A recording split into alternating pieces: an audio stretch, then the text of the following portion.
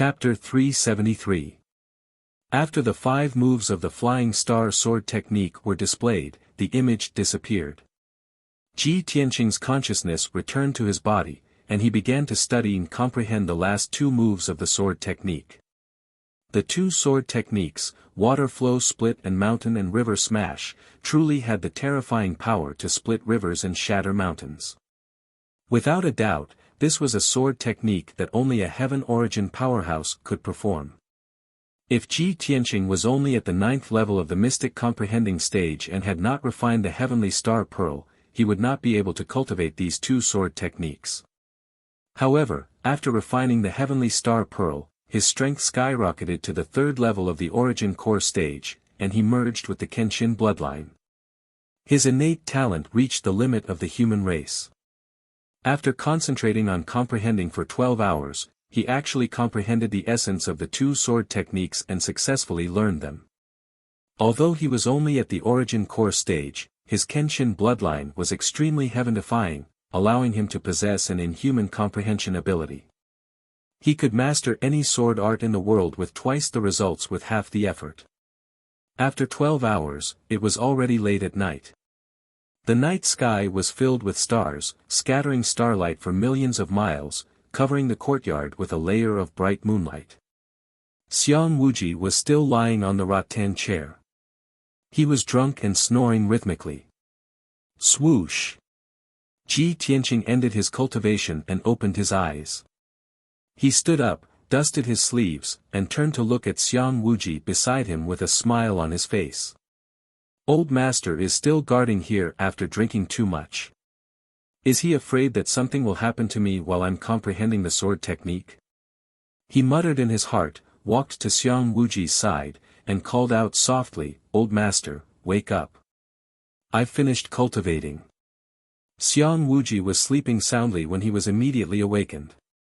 He opened his eyes with a dazed expression, and asked in a muffled voice, "What? You're getting married?" Ji Tianqing looked at him speechlessly, and decided not to talk to someone who was not awake yet. Xiang Wuji shook his head to clear his head. Only then did he wake up. He raised his head to look at Ji Tianqing and asked angrily, "You finished cultivating? Have you finished cultivating? If you haven't, then go to the woodshed and sweep the fields for this old man for a month." Ji Tianqing raised his eyebrows and revealed a confident smile. He said in a playful tone, "Old Master, I'm afraid I'll have to disappoint you this time. You'll have to sweep the floor yourself." After saying that, he turned around and jumped into the courtyard, starting to perform the 4th move of the Flying Star Sword technique. "Old Master, watch carefully." He put his index and middle fingers together, straight as a sword. He performed the Flying Star Sword technique and activated 30% of his true essence.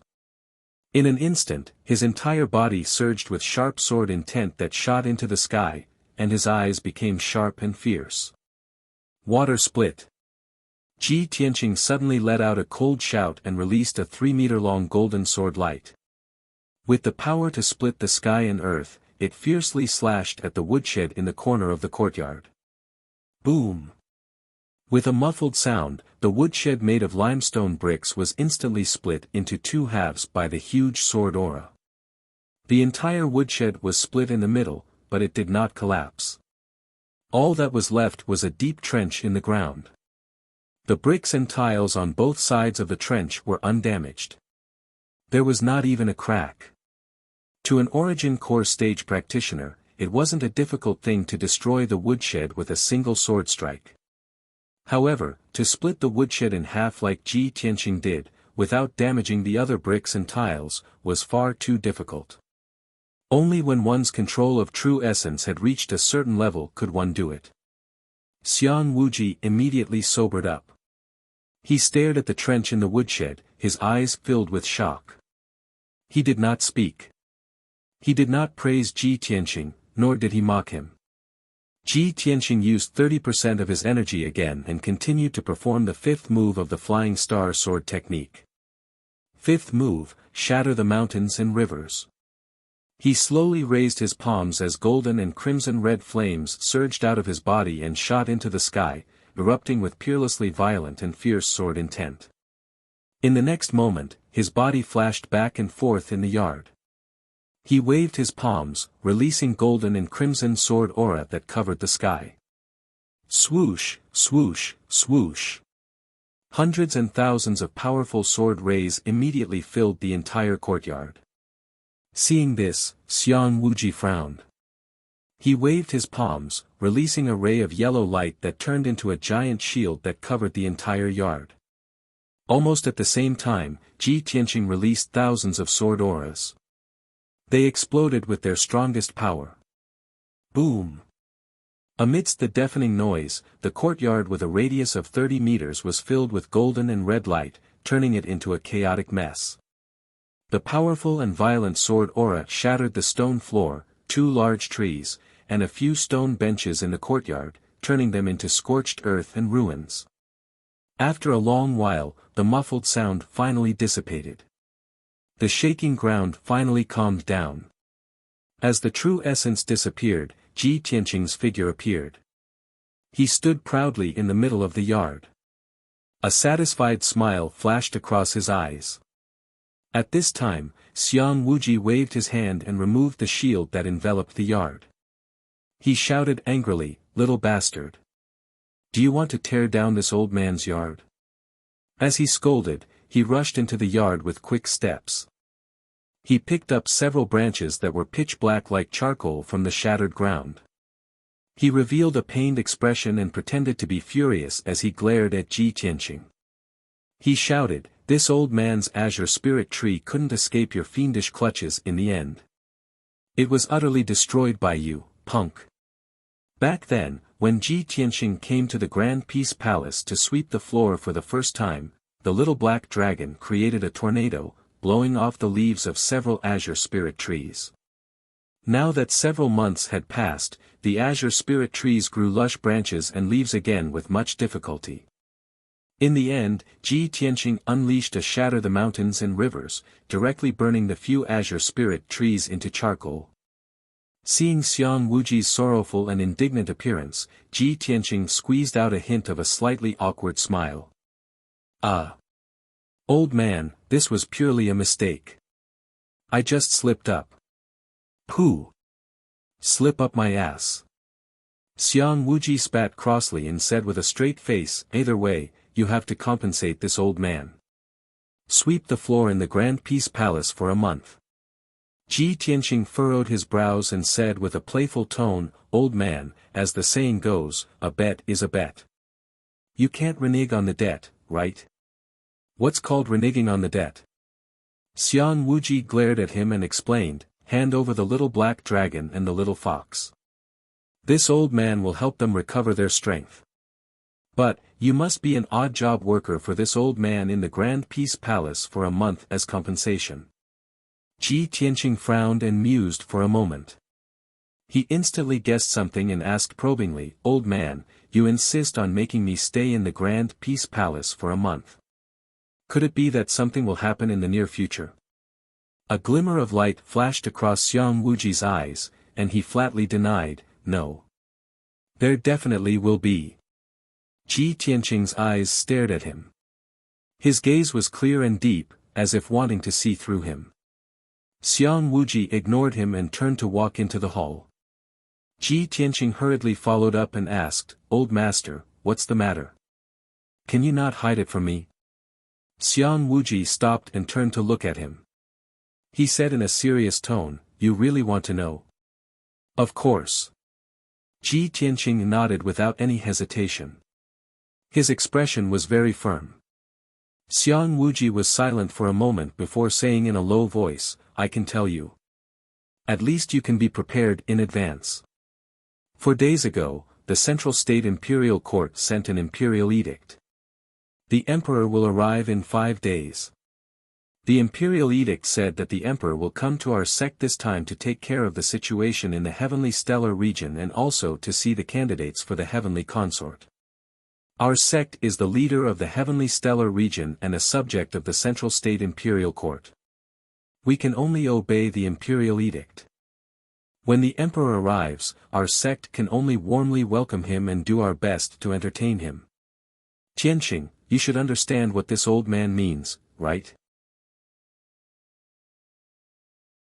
Chapter 374. Ji Tianqing knew very well that although the Sky Pillar sect was the overlord of the Tianqian region, they were also a subject of the imperial court of Zhongzhou. The emperor was ordered to come to the Sky Pillar sect and was the most distinguished guest.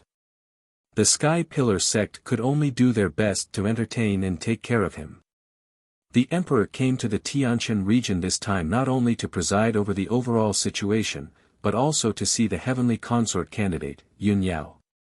The Sky Pillar sect could not disobey the imperial court's orders and had to let Yun Yao be examined and chosen by the emperor. However, everyone in the Sky Pillar sect knew that Ji Tianqing and Yun Yao were a pair and were a good couple.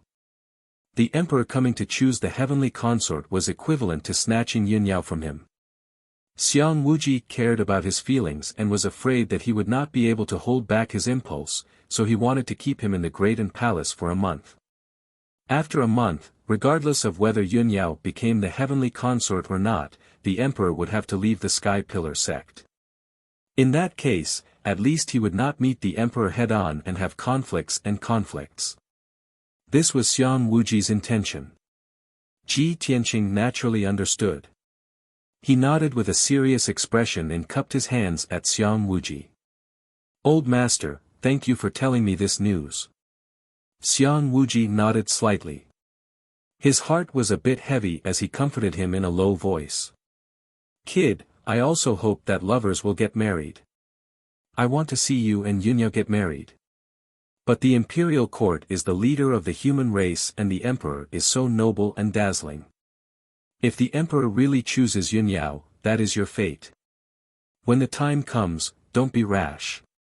No matter how strong you are, you will only die if you fight against the imperial court. Unless you can become a strong person like Kenshin, then you can make the imperial court bow their heads and be polite."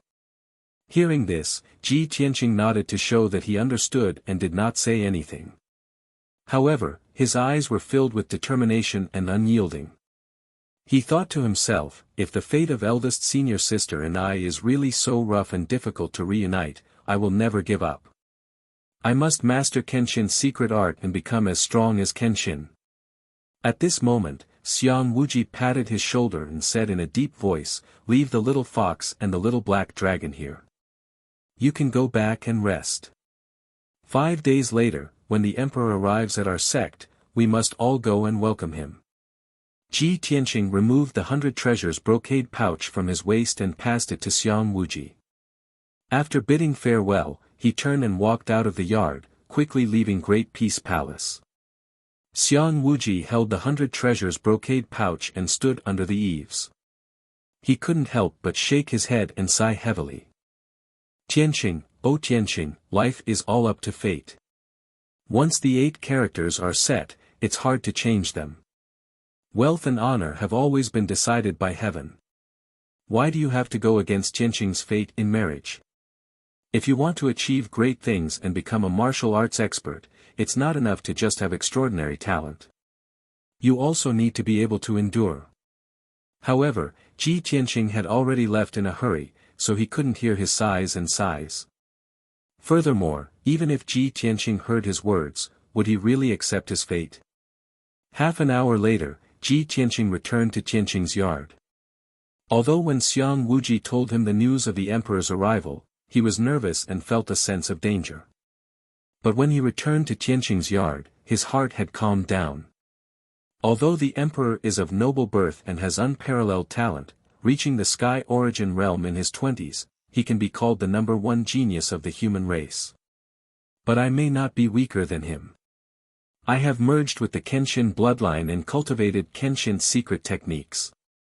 I may reach the Sky Origin realm in my 20s. He sat cross-legged on the bed and silently analyzed, his heart filled with confidence. Furthermore, eldest senior sister has no interest in the heavenly consort position and has no good feelings towards the emperor. I believe that she will not choose the emperor. Even if the emperor comes to our sect, in a short 10 days, they may not develop any feelings. Even if the emperor falls in love with eldest senior sister at first sight and wants to choose her as his heavenly consort, I will not let him take eldest senior sister away. Thinking of this, Ji Tianqing's heart calmed down. He put this matter aside for the time being and started to cultivate without any distractions. In a cold and elegant room in White Cloud Hall, Yun Yao, who was wearing a white dress, was sitting on a disc array made of thousand-year-old cold jade. Her hands were holding a spell on her knees, and she was meditating quietly with her eyes closed. The bright moonlight shone through the window grill and fell on her body, covering her with a faint layer of starlight. Her figure was hazy. It was late at night, and everything was silent. White Cloud Hall was silent. Suddenly, a palm-sized, light green bird flew in from the courtyard outside the window. This bird was round and chubby, and its round little head looked a little cute. Its green feathers were bright and shiny, and it was emitting invisible spiritual qi. Its brown eyes were very lively. Swoosh!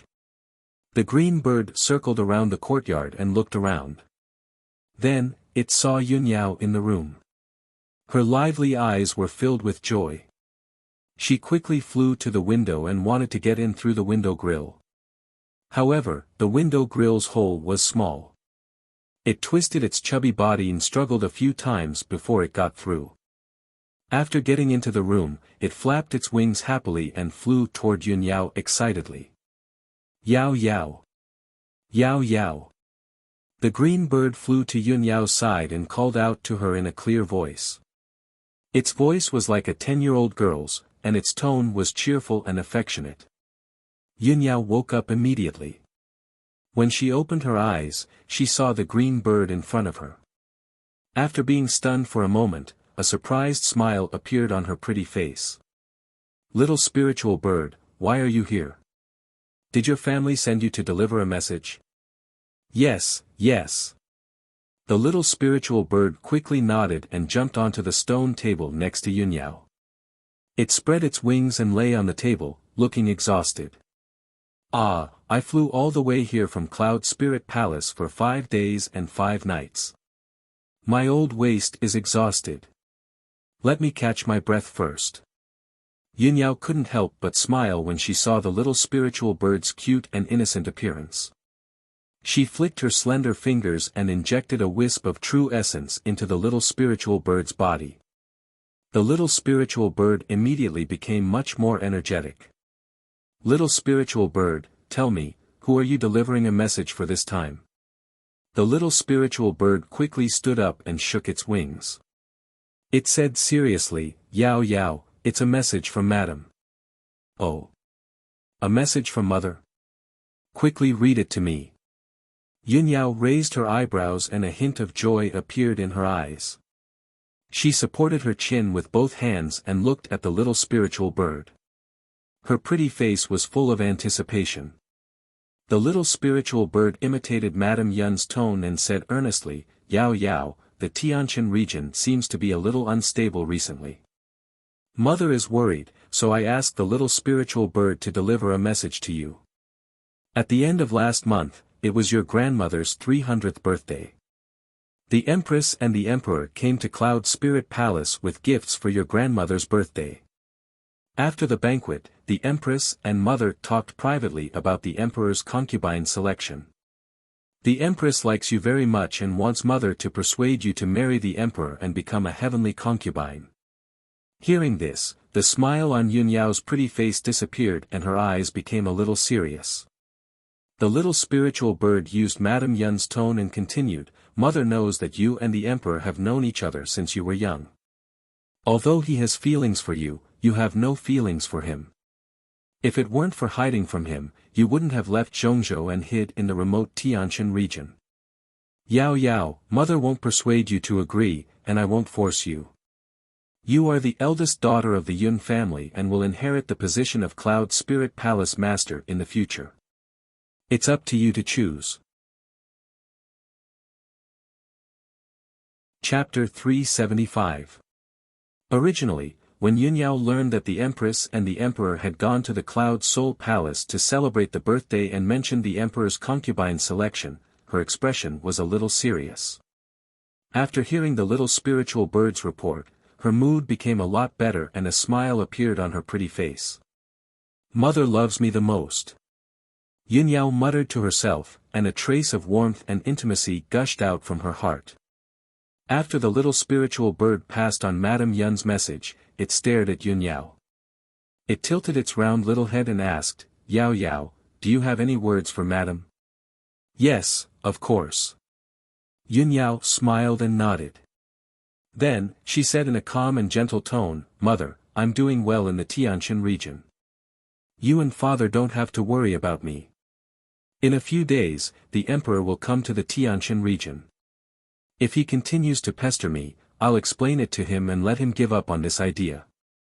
After leaving the Cloud Soul Palace, I've been wandering in the Tianshan region for many years. I've gained a lot of experience and my strength has increased a lot. I won't be returning to the Cloud Soul Palace for a while. If I run into trouble that I can't solve, I'll send a message to Mother and Father for help. Mother, you don't have to worry. Mother, send my regards to Father. You two take care of yourselves." After speaking, she reached out and patted the little spiritual bird's head. She smiled and said, "All right, I've finished speaking. Little spiritual bird, you should go back and report." The little spiritual bird nodded and said reluctantly, "Yao Yao, then I'll go back to the Cloud Soul Palace." "You have to come back soon too." "Yes, go on." Yunyao replied and waved her hand to signal it to go back. The little spiritual bird flapped its wings and turned into a green spiritual light. It flew out of the window with a whoosh. Yunyao watched the little spiritual bird disappear into the night. She looked at the moonlight outside the window and thought calmly. After a while, she looked away. Her eyes and mood became as calm as water. She continued to meditate and cultivate. In the Tianjian sect, at the top of the Golden Jade Peak.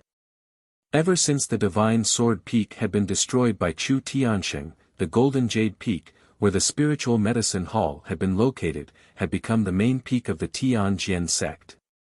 The Tianjian sect master and many elders and deacons built several new palaces on the Golden Jade Peak to serve as residences and halls for handling sect affairs. In a dimly lit secret room in the newly built Divine Sword Palace, the head of the Tianjian sect was sitting on a large chair made of fire jade. His expression was grave as he pondered. In the middle of the secret chamber in front of him stood two people. They were his right-hand men, Daoist Tianji and guest elder Huangfu. Honorable guest Huangfu reported solemnly, "Sect master, after 20 days of hard work, our disciples and servants have restored half of the Divine Sword Peak." The Tianjian sect master listened to his report with a calm expression and a gloomy look in his eyes. Ever since he had been injured by Chu Tiansheng, he had gone into seclusion to recuperate for more than half a month. Since then, his temperament and character had become increasingly gloomy. It was obvious that deep hatred and resentment were hidden in his heart. In the past, he was like an unsheathed treasured sword with a sharp and domineering aura. But now, he was like a gloomy and vicious viper, curled up in a cold corner. If he had the chance, he would attack fiercely. A moment later, after Honorable Guest Elder Huangfu finished his report, the Tianjian sect master nodded slightly and said in a low and hoarse voice, "Pass down the order. Let everyone continue to work hard and restore the Divine Sword Peak as soon as possible." "Understood." Honorable Guest Elder Huangfu saluted and left. Then, Daoist Tianji stepped forward and held the silver horsetail whisk. His expression was calm as he said, "Sect master, tonight we received news that the great array of the Dragon Mountain tomb was broken by the Sky Pillar sect a few days ago. Sect master, our time has finally come. It's time to seek justice from the Sky Pillar sect.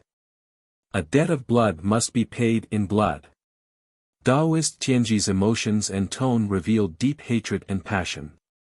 It could invisibly stir up the blood of the crowd. The Tianjian sect master frowned.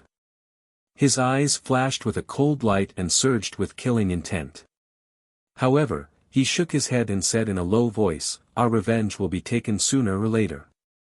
The Sky Pillar sect will definitely be destroyed by our sect. But now is not the time. We must endure. The Emperor of the Middle State Imperial Court will soon arrive at the Tianshan region.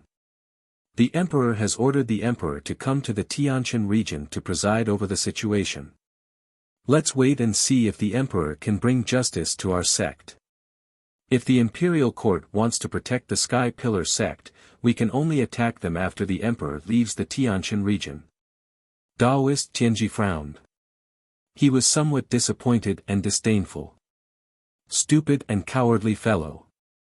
Your lair has been destroyed, but you can still endure and wait for others to help you seek justice.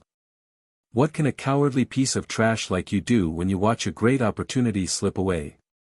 What can you accomplish? Although he thought this in his heart, he didn't show it on his face. He cupped his hands and bowed to the Tianjian sect master. He said seriously, "Sect master is right. This is the safest way." After he finished speaking, he bowed to the Tianjian sect master and left the secret room. The next morning, Ji Tianqing finished his cultivation and walked out of his room. The sun had just risen, and the mountain peak was still filled with a thin mist. There was still sparkling dew between the branches and leaves of the roadside flowers. He walked out of the Tianqing courtyard, breathed in the fresh air, and walked around the mountain peak. When he walked to the inner sect square, he saw several odd job disciples in gray linen clothes cleaning the square and putting up colorful paper and lanterns. The odd job disciples were whispering to each other as they worked. Ji Tianqing was far away from them, but his hearing was excellent, so he naturally heard them clearly. A skinny odd job disciple was whispering to the others, "You guys work faster. Don't make any mistakes. This time, a great benefactor is coming." Another odd job disciple, who was younger and only in his teens, asked curiously, "Senior brother, isn't our sect the #1 sect in the Tianshan domain? What kind of benefactor is more noble than our sect?" "Humph. You don't understand, do you?" The skinny disciple said proudly, "I heard from the deacons in the sect that a big shot from the Imperial Court will be coming to our sect soon. It is said that the benefactor is called the Son of Heaven. Even our sect master and elders have to bow to him when they see him." Hearing what he said, the other odd job workers all had shocked expressions on their faces as they let out cries of surprise. "The Son of Heaven? Is it the Crown Prince of the Imperial Court? Even our sect master and elders have to bow to him. Isn't the identity of the Son of Heaven too noble? Where is the Imperial Court? Why have I never heard of it? Is our sect also under the jurisdiction of the Imperial Court?" The thin odd job disciple was too lazy to explain too much. He lowered his voice and said, "You won't understand even if I tell you these things. Don't ask so much. Anyway, just follow me and finish the work that the deacons have given you. In the next few days, we not only have to clean up the inner sect palace, but also decorate it with lanterns and decorations." Chapter 376. Ji Tianqing frowned when he heard the discussion of the few janitor disciples. He thought for a moment before remembering that there were still 4 days before the Son of Heaven would arrive at the Sky Pillar sect. When he thought up to here, he lost interest in taking a stroll and turned around to return to the Tianqing courtyard. The Sky Pillar sect was busy decorating with lanterns and decorations. These things were arranged by the elders and deacons, and the janitor disciples completed them. It didn't have much to do with him. He couldn't be bothered to pay attention to these trivial matters. After returning to the Tianqing courtyard, he asked the maidservant, Xiao Shuang, to close the door and wouldn't receive any guests for the next few days. He said a few words to the maidservant, Xiao Shuang, then entered the secret room to circulate his cultivation. After refining the heavenly star pearl and fusing with the Kenshin bloodline, his strength skyrocketed to the 3rd level of the origin core stage. It could be said to be a leap in improvement. On the path of the martial Tao, if one wanted to become a true expert, then one must have a solid foundation and gradually increase one's strength. He must cultivate calmly for a period of time to stabilize his martial Tao foundation and properly consolidate his strength and cultivation. In the next 3 days, the Sky Pillar sect's disciples and janitor disciples were busy. In a short 3 days, the enormous sect became completely new, and there were lanterns and decorations everywhere. The 9 mountain peaks, over 1,000 palaces, and courtyards were cleaned until they were clean and spotless. The thousands of janitor disciples were filled with excitement as they passionately discussed the Son of Heaven's imminent arrival. Many people had never heard of the Central State Imperial Court, nor did they know who the Imperial Monarch and the Son of Heaven were. Everyone only knew that the person who came to the Sky Pillar sect this time was a great figure with a supreme status, and he could collapse the Skystar region with a stomp of his feet. The warm and jubilant atmosphere lasted for an entire 3 days. On the evening of the 3rd day, group after group of experts arrived at the Sky Pillar sect's entrance. The guards guarding the entrance immediately recognized these experts. These experts were the sect leaders and chief disciples of the other 7 great sections. The Tianjian sect's sect leader and guest elder Huangfu, Granny Shuiyu, Feng Min, sect leader Yan, Wu Yu, and the others had all entered the Sky Pillar sect. The sect leaders of the various sects brought their chief disciples to the Sky Pillar sect, so they naturally had to welcome and pay respects to the Son of Heaven. The Sky Pillar sect had made the corresponding arrangements long ago, and arranged a few courtyards in the outer court for the sect leaders and disciples of the 7 sects to temporarily stay. After one night, a new day arrived. Today was the day that the Son of Heaven would arrive at the sky-bearing sect. Everyone in the sect was filled with curiosity and anticipation. They got up early in the morning to wait. Ji Tianqing also ended his closed-door cultivation. He walked out of the secret room and left the Tianqing courtyard. Half an hour later, he ascended the peak of Heaven Upholding Peak and arrived at the square outside Heaven Upholding Hall. At this time, dozens of people had already gathered in the square in front of the hall. They were standing in the square and chatting with each other. The person standing at the front was naturally Chu Tiansheng. Behind him stood a row of experts. They were the leaders of the 7 major sections.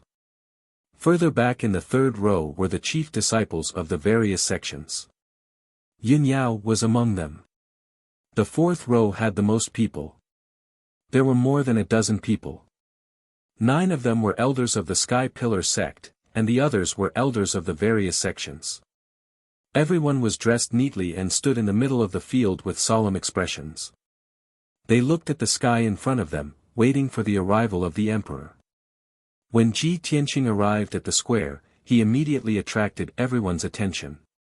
The gazes of the various sect leaders and chief disciples all looked at him in unison and converged on him. The few sect leaders were all heavenly origin stage experts, so they were naturally able to discern with a glance that Ji Tianqing's strength had already reached the 3rd level of the origin core stage. Instantly, the few sect leaders' faces went grim, and their eyes revealed shock. Granny Shuiyu, the 6 Harmony sect leader Yan, and the Pill Cauldron sect leader Qi were all filled with surprise and felt it was unbelievable. Besides being filled with shock, the 3 sect leaders of the True Martial sect, Wind Fire sect, and Thousand Autumns sect were also filled with dense jealousy. The Tianjian sect leader's mood was the worst. His chest was filled with rage, and his gaze that was gloomy like ice stared at Ji Tianqing. If looks could kill, Ji Tianqing would have been cut into pieces by his gaze. No one was able to believe that in a short period of a month, Ji Tianqing had actually broken through to the origin core stage and even reached the 3rd level of the origin core stage. This was simply an unbelievable miracle. When they saw another genius that was as outstanding as Yun Yao had appeared in the Sky Pillar sect, all the sect leaders felt an enormous pressure. Especially the Tianjian sect leader, he even secretly swore in his heart that he would definitely destroy the Sky Pillar sect as soon as possible. He would absolutely not give the Sky Pillar sect a chance to continue developing and strengthening, and he would not sit idly by and watch Ji Tianqing, this hidden danger, become a powerhouse. At that time, he would seek revenge from Ji Tianqing. Ji Tianqing walked into the square with a calm expression and stood still beside Yunyao. Both he and Yunyao didn't open their mouths to speak. The two of them glanced at each other and saw the deep meaning in each other's eyes. After a brief exchange of glances, the two of them looked ahead calmly and silently waited. The chief disciples of the various sects all noticed Ji Tianqing's abnormality, and they felt that he seemed to have changed into a different person, so they secretly sized him up and observed him. Time silently flowed by, and an hour quickly passed by. The morning sun gradually rose into the sky and sprinkled light golden sunlight onto the square before the hall. Right at this moment, a dragon's roar that shook the 9 heavens suddenly sounded out in the sky before Crimson Sky Peak. Roar! An incomparably huge golden figure, draped in light golden sunlight, galloped over from the distant sky like a golden stream of light. Everyone in the square immediately looked up at the sky in front of them with a solemn expression, and their gazes converged on the golden stream of light. Amidst the dazzling golden stream of light, there was an extremely majestic and mighty golden-scaled flood dragon with a body that was 1,000 meters long. The flood dragon had 2 huge dragon heads, and the antle-like dragon horns on its head shone with a brilliant golden light.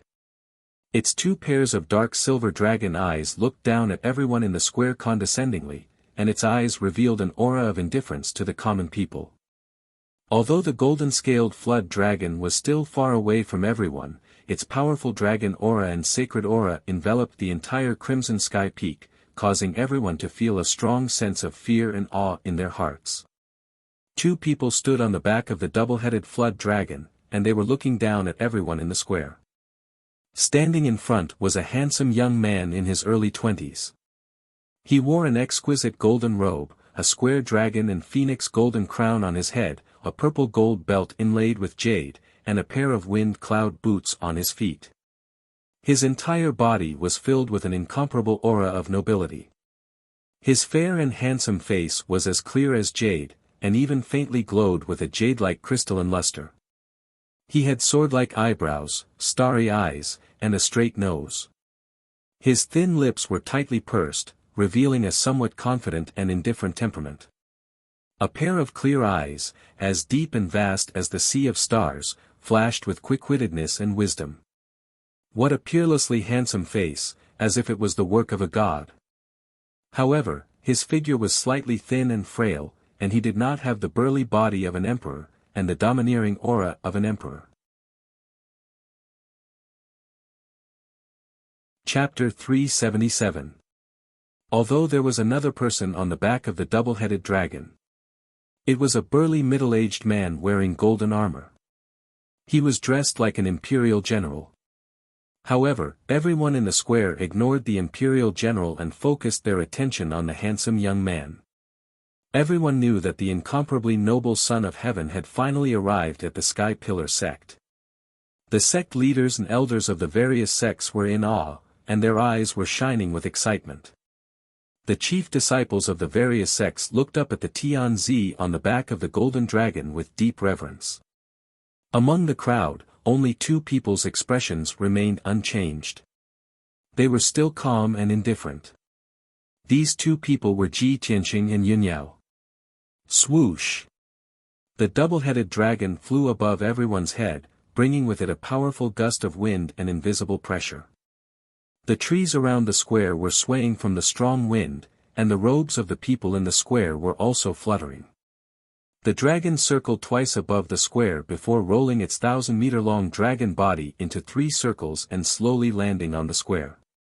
Boom! The moment the 5 dragon claws landed on the ground, 5 large pits appeared on the granite floor. Dense cracks appeared all around, and the entire mountain peak began to tremble. Everyone's pupils constricted, and they were secretly shocked. They were even more in awe of the legendary imperial court and the Tianzi. Swoosh! Swoosh! The Tianzi was the first to jump off the dragon's back. His figure flashed and landed on the square. The imperial general also followed his footsteps and landed on the square. He stood silently 3 steps behind the Tianzi. The Tianzi raised his left hand and waved at the double-headed golden dragon. The double-headed golden dragon let out a low roar. Its body flickered with golden light, and its body immediately shrank rapidly. In the blink of an eye, the 1,000-meter-long golden dragon body shrank to the extreme and turned into a dark gold thumb ring with two dragons playing with a pearl. It was worn on the Tianzi's left thumb. Only then did the Tianzi retract his left hand. He put his hands behind his back and walked towards the crowd with majestic steps. He stood 10 steps away from Chu Tiansheng and looked at the crowd calmly. His indifferent eyes only swept across Chu Tiansheng, the sect leaders, and the chief disciples in the first 3 rows. As for the elders of the various sects, they were all ignored by him. Of course, when his eyes swept over Yun Yao, he paused for a moment, and a smile that no one noticed flashed in his eyes. At this moment, everyone bowed in unison, clasped their hands together and bowed to the emperor. We, the martial artists of the Tianshan region, welcome the emperor. Greetings to the benevolent Saint Emperor. The voices of the crowd converged into a torrent of sound waves, reverberating in the air above the square, filled with reverence. The emperor nodded slightly without any expression on his face. He raised his hands and said with a calm voice, "Everyone, please don't stand on ceremony. Rise." Only then did everyone stand up, put down their hands, and stared at the Son of Heaven, closely examining his true appearance. Tianzi's gaze fell on Chu Tiansheng. His tone was calm and majestic as he said, "Is this the current sect master of the sky-bearing sect, Sect Master Chu Tiansheng?" Chu Tiansheng hurriedly cupped his hands in salute and said respectfully, reporting to the emperor, "It is this subject." The emperor nodded and didn't say anything. Chu Tiansheng hurriedly cupped his hands and said, "Your Majesty, we are here to welcome your Majesty. We are here to listen to the orders of the imperial court, and also to see the emperor's true appearance. We are also looking forward to your Majesty coming down to preside over the overall situation of the Tianshan region. This subject has already arranged everything in the main hall. Your Majesty, please come to the main hall for a chat." After that, Chu Tiansheng bowed and stretched out his hand, making a "please" gesture. The Son of Heaven nodded and led the imperial generals to the main hall. Chu Tiansheng accompanied him on his left and right, leading the way for him. The sect masters, elders, and disciples followed closely behind. After 100 breaths, everyone entered the sky-bearing palace and took their seats in the main hall. At such a solemn moment and occasion, the arrangement of the seats was, of course, very particular. Of course, the emperor sat on the sect master's throne. The imperial guards stood beside him like stone sculptures, looking dignified and looking straight ahead. The sect masters and sect masters of the 8 major sects were divided into 2 rows, sitting on the left and right sides of the main hall. The one on the left was Chu Tiansheng, and the other 3 were Granny Shuiyu, Sect Master Yan of the Sixi sect, and Sect Master Qi of the Pill Tripod sect. The 4 sect masters on the right side of the main hall, with the Tianjian sect master as the leader, sat in the main seat. The other 3 were the sect masters of the True Martial sect, the Wind-Fire sect, and the Qianqiu sect. As for the elders and chief disciples of the various sects, they were not qualified to sit. They all stood behind their own sect masters. Ji Tianqing and Yun Yao stood side by side behind Chu Tiansheng, Feng Min stood behind Granny Shuiyu, and Wu Yu stood behind Sect Master Yan. Behind the Tianjian sect master, there was only a guest elder, Huangfu. After all, Shi Wenyu had died long ago, and the Tianjian sect had yet to appoint a new chief disciple. Tian Ziduan's dignified gaze swept across everyone present, and he said solemnly, "Fellow Taoists, I came to the Tianshan region under the orders of the imperial court to preside over the overall situation of the Tianshan region. Only by maintaining the stability of the Tianshan region can we ensure the peace and prosperity of our race, and that the people can live and work in peace and not be disturbed by the flames of war. Sect masters, you are in charge of the foundation of your sects and occupy the ancient star realm. Naturally, you have the responsibility to guard the peace of your region. I am here to preside over the overall situation, so I need all of you to cooperate well. The 8 sect masters nodded inwardly. They stared at Tian Zidwan with faint anticipation in their hearts. All of the sect masters were well aware of the conflict between the Tianjian sect and the Sky Pillar sect. Everyone secretly wondered what Tian Zidwan's attitude would be. How would he resolve this matter? At this moment, Tian Zidwan continued, I am new here and do not understand the situation. Sect masters, please introduce yourselves first. Chu Tianqing stood up first, cupped his hands, and bowed to Tian Zidwan, introducing himself. Immediately after, Granny Shuiyu, Sect Master Yen, Sect Master Qi, and the others all stood up and bowed, introducing themselves. A moment later, the 8 sect masters finished introducing themselves, and Tian Zidwan also remembered everyone's names and characteristics. He looked at Chu Tianqing and asked, Sect Master Chu, I received news a month ago that the Tianjian sect and your esteemed sect have some unresolved grievances that have even evolved to the point of fighting. I wonder if Sect Master Chu can dispel my doubts and tell me the origin of the grievances between the 2 sects, as well as the whole story. Chu Tianqing was startled. He obviously did not expect Tian Zidwan to act so swiftly and decisively, wanting to mediate the matter as soon as they met. Before he could speak, the Tianjian sect master stood up and quickly walked to the center of the hall. The Tianjian sect master bowed to Tian Zidwan and said indignantly, Greetings, Tian Zidwan. I am the Tianjian sect master, Gao Yi. Tian Zidwan, as the number 1 sect in the Tianjin region, the Sky Pillar sect has gone too far. Not only did they kill my disciples, but they also destroyed my sect's hundreds of years of foundation. Chapter 378. The sect master of the Tianjian sect, Gao Yu, stood in the Sky Pillar Hall and angrily complained about the Sky Pillar sect's crimes. He talked non-stop, starting from 100 years ago, all the way to his birthday banquet last month. Under his description, the Sky Pillar sect had completely turned into a tyrannical and arrogant evil sect that committed all kinds of crimes. Perhaps he was acting, or perhaps he was truly sad. When he talked about how Shi Wenyu was killed, how he was injured by Chu Tianqing, and how the divine sword peak was destroyed, he was still weeping. His tragic tone and cries could really move anyone who heard it and shed tears upon seeing it. When the sect masters and elders in the hall saw Gao Yu's appearance, their expressions became very complicated and many thoughts appeared in their minds.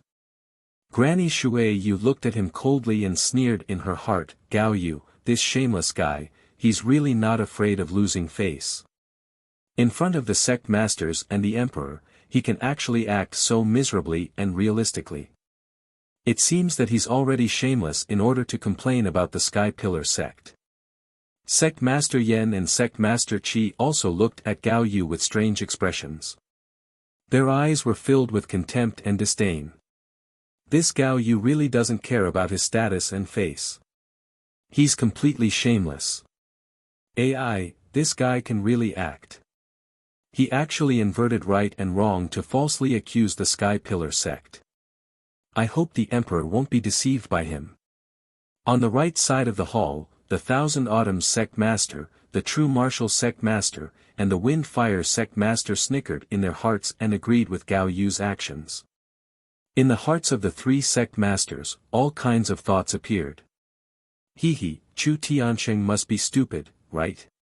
He definitely didn't think that Gao Yu would directly complain in front of the emperor, right?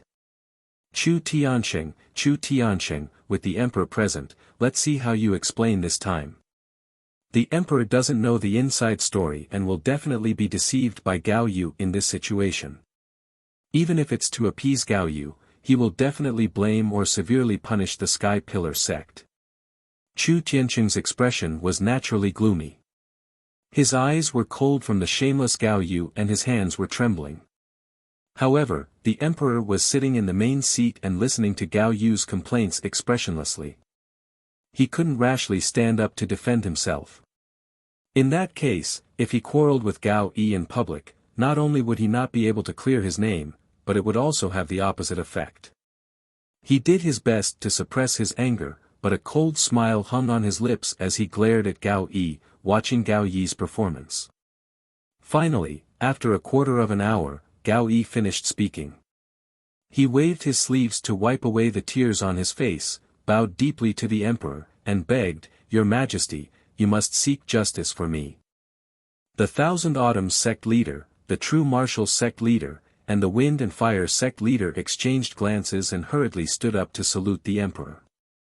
They cupped their fists and said, "Your Majesty the Emperor, everything that sect leader Gao said just now is true. We are willing to testify for him."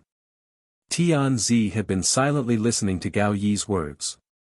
There was no change in his expression on his handsome face. Seeing the three sect leaders step forward to testify for Gao Yi, an imperceptible light flashed in his eyes. He nodded lightly and said calmly, "Sect masters, please take your seats." Although sect leader Gao's experience makes one sigh, I am new here and am not clear about the grudges between the sects in the Tianshan region. This monarch cannot make any conclusions about this matter based on your one-sided statement. However, sect leader Gao, don't worry. I will investigate this matter as soon as possible and give you an answer. Tianzi's words and attitude were neutral. He wasn't deceived or influenced by Gao Yi at all. This made Gao Yi, the Thousand Autumns sect leader, and the others feel a little disappointed. However, they had already expected this result. They also guessed that Tianzi, as the number one genius of the human race, was a wise person and wouldn't easily believe the words of others. However, Gao Yi put on a pitiful expression and took the initiative to complain to Tianzi. No matter what, this would create a preconceived notion in Tianzi's mind. The Sky Pillar sect was strong and domineering, while the Tianjian sect was weak and pitiful, being bullied by the Sky Pillar sect. Thus, Gao Yi's goal was achieved. Immediately after, Tianzi turned to look at Chu Tianxing and expressionlessly asked, "Sect Master Chu, do you have anything to say about what Sect Master Gao just said?" Chu Tianxing immediately stood up and walked to the center of the hall. He said in a deep voice, "Reporting to your Majesty, Tianzi, what Gao Yi said was nonsense." He inverted black and white, confusing right and wrong, since Gao Yi had shamelessly made a scene in front of everyone and slandered the Sky Pillar sect in front of everyone in the hall. Tianzi didn't dare to offend the Sky Pillar sect. Of course, Chu Tianxing wouldn't give the Tianjian sect any face. He mercilessly refuted Gao Yi's words and used extremely sharp words to denounce Gao Yi for being sinister and despicable. He refuted and explained everything that Gao Yi had said to Nye Tian. After a full half an hour, he finished explaining everything. Granny Shuiyu, sect leader Yan, and sect leader Qi all stood up and bowed to Tianzi, confirming that Chu Tianxing's words were true. Gao Yi sat on the right without saying a word.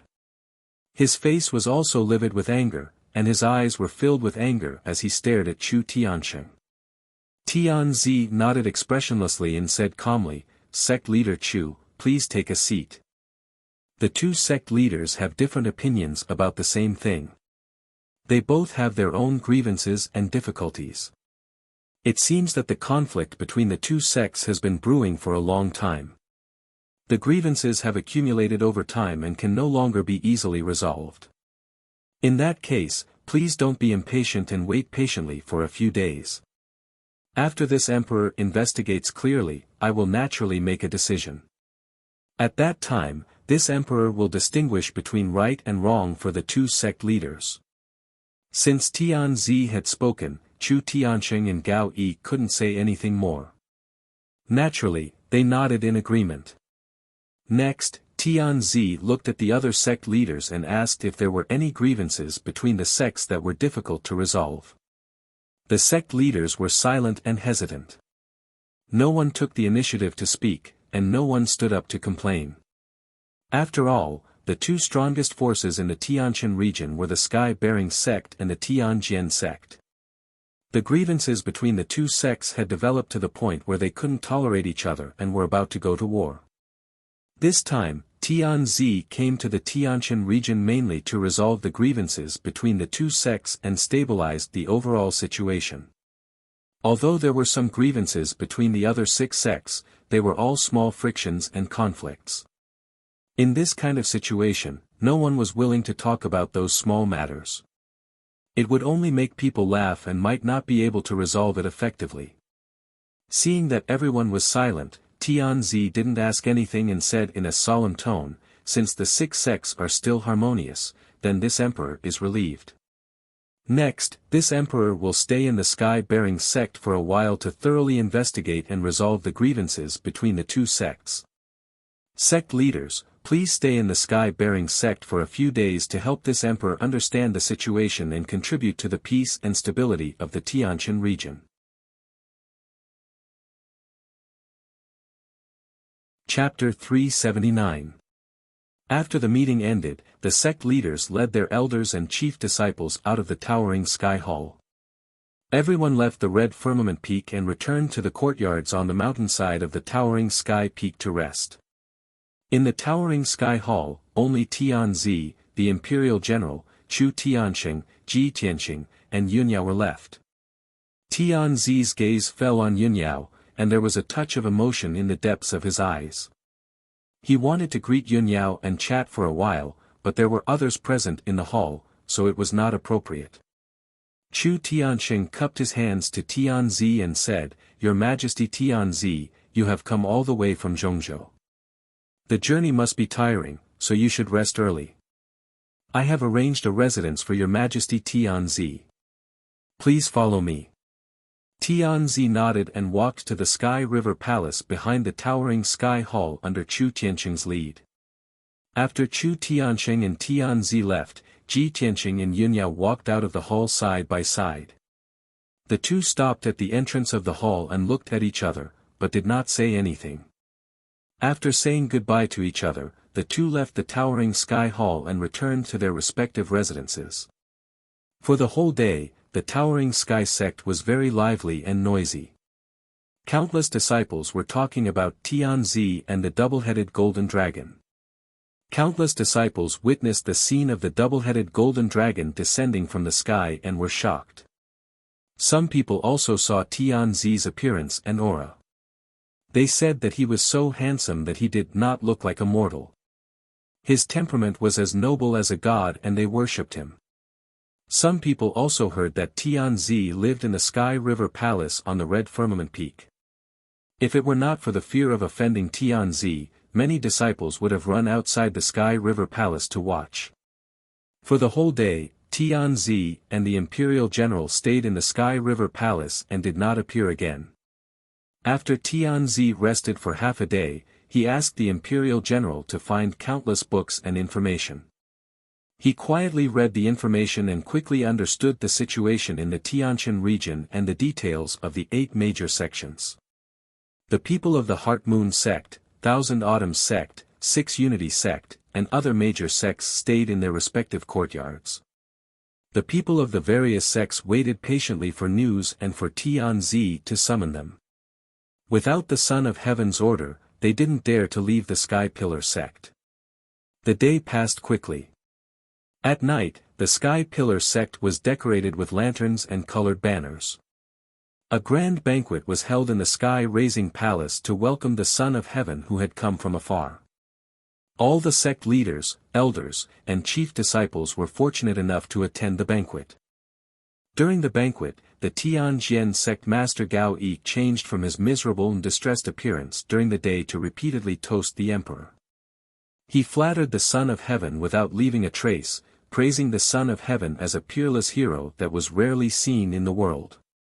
Of course, with the Son of Heaven's status, power, and talent, he could indeed be called the #1 genius of the human race. Even in the entire Tianxian land, Tianzi was one of the top few absolute geniuses. He was the true pride of the heavens. Chu Tianxing and the other sect leaders were full of disdain for Gao Yi's actions. At the same time, on a mountain peak 25 kilometers east of the Sky Pillar sect, The bright moonlight shone on the mountain peak, covering it with a layer of hazy moonlight.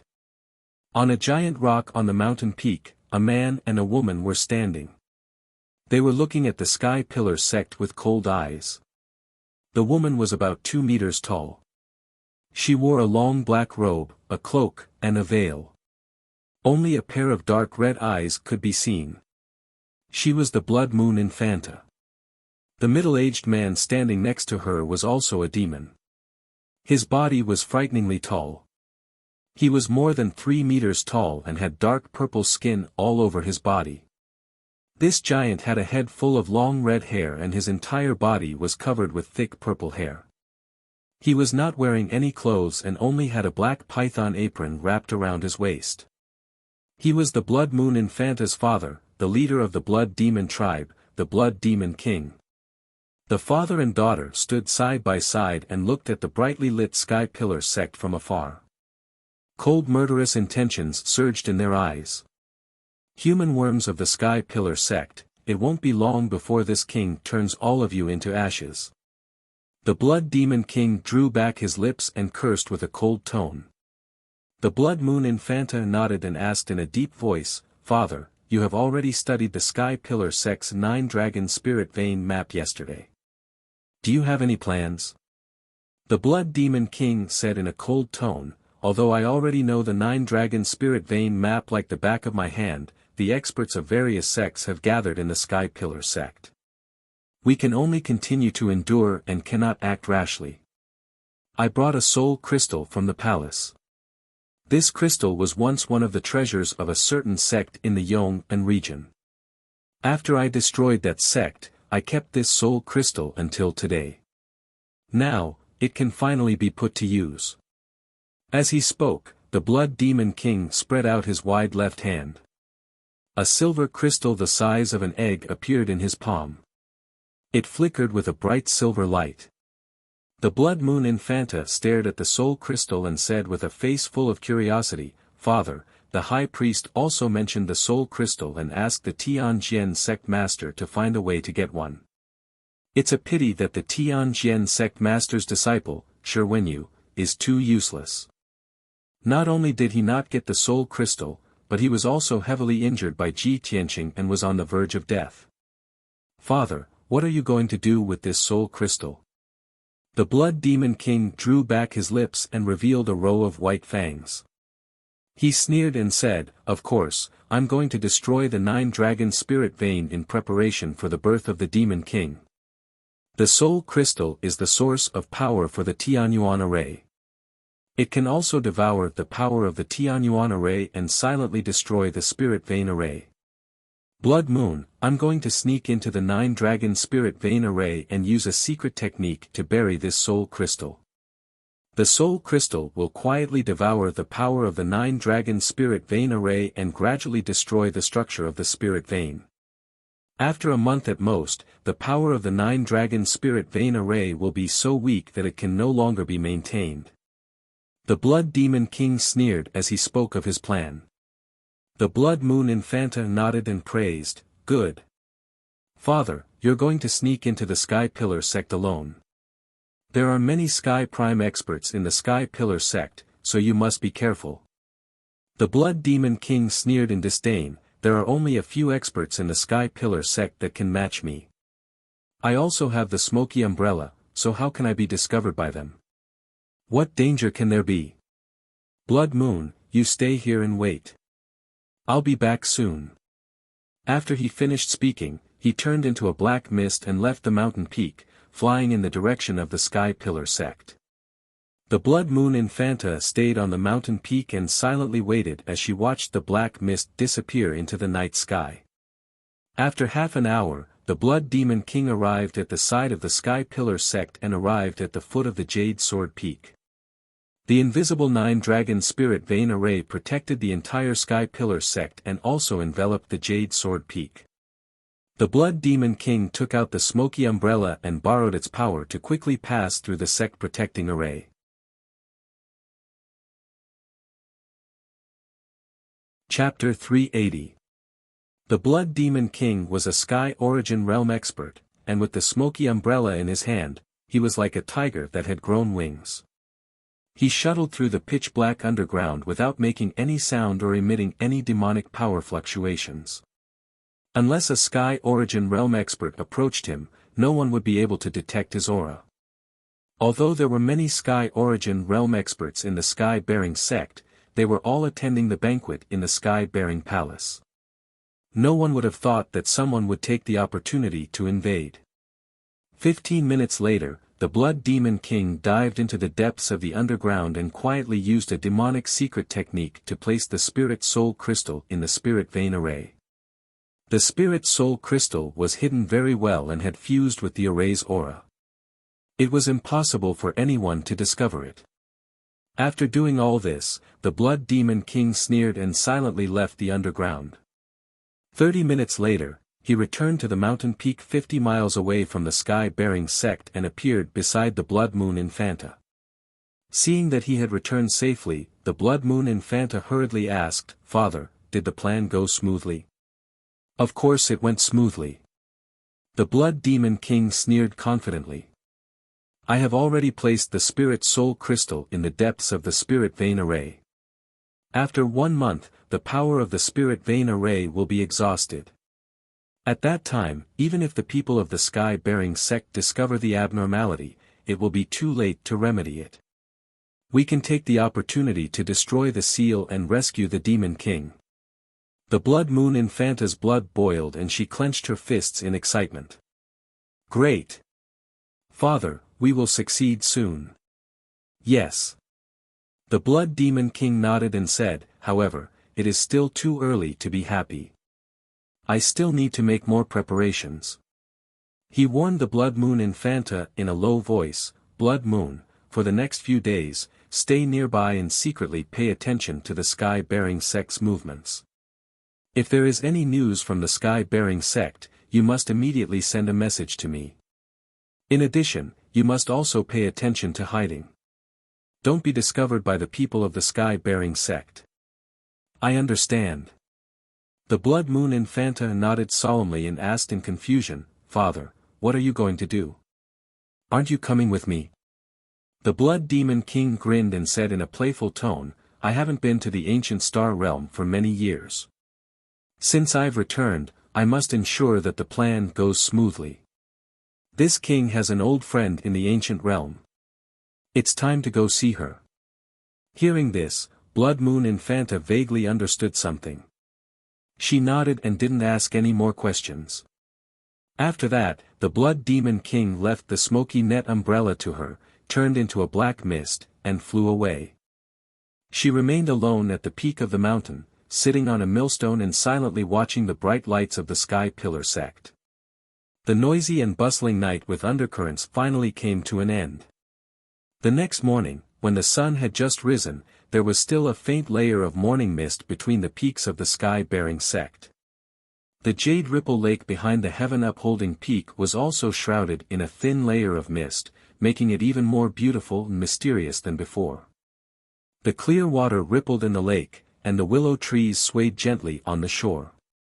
Not far away from the Spirit Herb Garden, there were still waves of fragrance from the plants. The scenery by the lake was really fresh and elegant. At this time, a young man and woman were taking a stroll on the bluestone path under the willow trees by the lake. The man was tall and handsome. He wore a brocade robe and a pair of gold-rimmed firewalking boots. His long hair was tied up with a jade crown, making him look like an immortal. There was no doubt that he was the son of heaven, Long Yunxiao. The woman beside him was wearing a long white dress. She had an extremely beautiful appearance and a cold temperament. She was Yunyao. Yesterday, Long Yunxiao had arrived at the Sky-bearing sect for the first time. He had to accept the visits of the various sect masters, so he naturally had to dress up. He wore a golden robe and a crown. Today, he didn't plan to deal with sect matters. It was his private time, so he changed into casual clothes. Even so, he was still extraordinarily handsome, and his temperament was noble and graceful. The two strolled along the path by the lake. Although they were walking side by side, they maintained a distance of 2 steps between each other. This distance was just right. It didn't appear to be close, but it wasn't too distant either. It was a normal distance between ordinary friends. Long Yunxiao seemed to be in a good mood. He smiled and said in a gentle tone, "Yao Yao, I remember the first time I saw you was 9 years ago. That was at Uncle Yun's 100th birthday banquet. That night, you were wearing the water moon frozen star dress. Although you were still young, you were already a little beauty who suppressed the entire audience and stunned all the guests. I didn't expect that 9 years would pass in the blink of an eye. You've become a peerless beauty and the #1 genius of the Tianjin region. Time really flies." As Long Yunxiao spoke, his eyes revealed a look of reminiscence. A smile also appeared on his handsome face. Yun Yao was still as calm as usual. Her temperament was cold and she didn't have much of a reaction. "Son of heaven, you disturbed my sleep early in the morning and asked me to take a stroll by the lake. Are you trying to help me remember the past? There's no need to mention those things of the past. You should just get to the point." Long Yunxiao wasn't angry. Instead, a playful smile appeared on his face. "Yao Yao, I didn't expect that after staying in the Tianjin region for a few years, your personality would change a little. You're not as cold as before." He knew very well that Yun Yao's personality was even colder in the past. She wouldn't say so much to him. Yun Yao frowned slightly but didn't say anything. Long Yunxiao continued, "Yao Yao, I know that the reason why you left the Cloud Spirit Palace, left the central state, and came to this remote Tianjin region was to avoid me.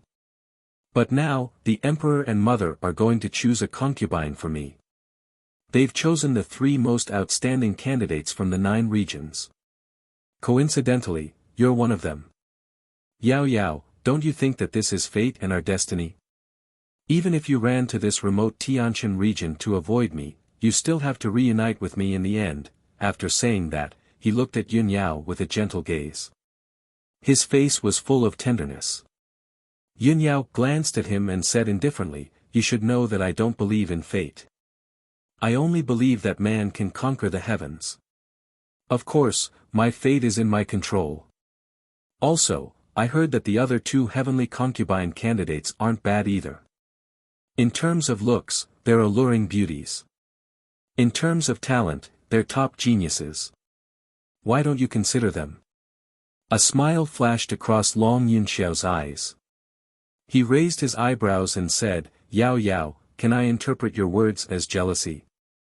Yun Yao looked at him indifferently and said coldly, "You're thinking too much." Long Yunxiao said to himself, "Yao Yao, you should know that from the first time I saw you, I've decided that you'll be my heavenly concubine. With such a beautiful woman like you, how could other women enter my eyes? Compared to you, they're all ordinary women. I know that you don't want to be my heavenly concubine, but it doesn't matter. I won't force you to do something you don't want to."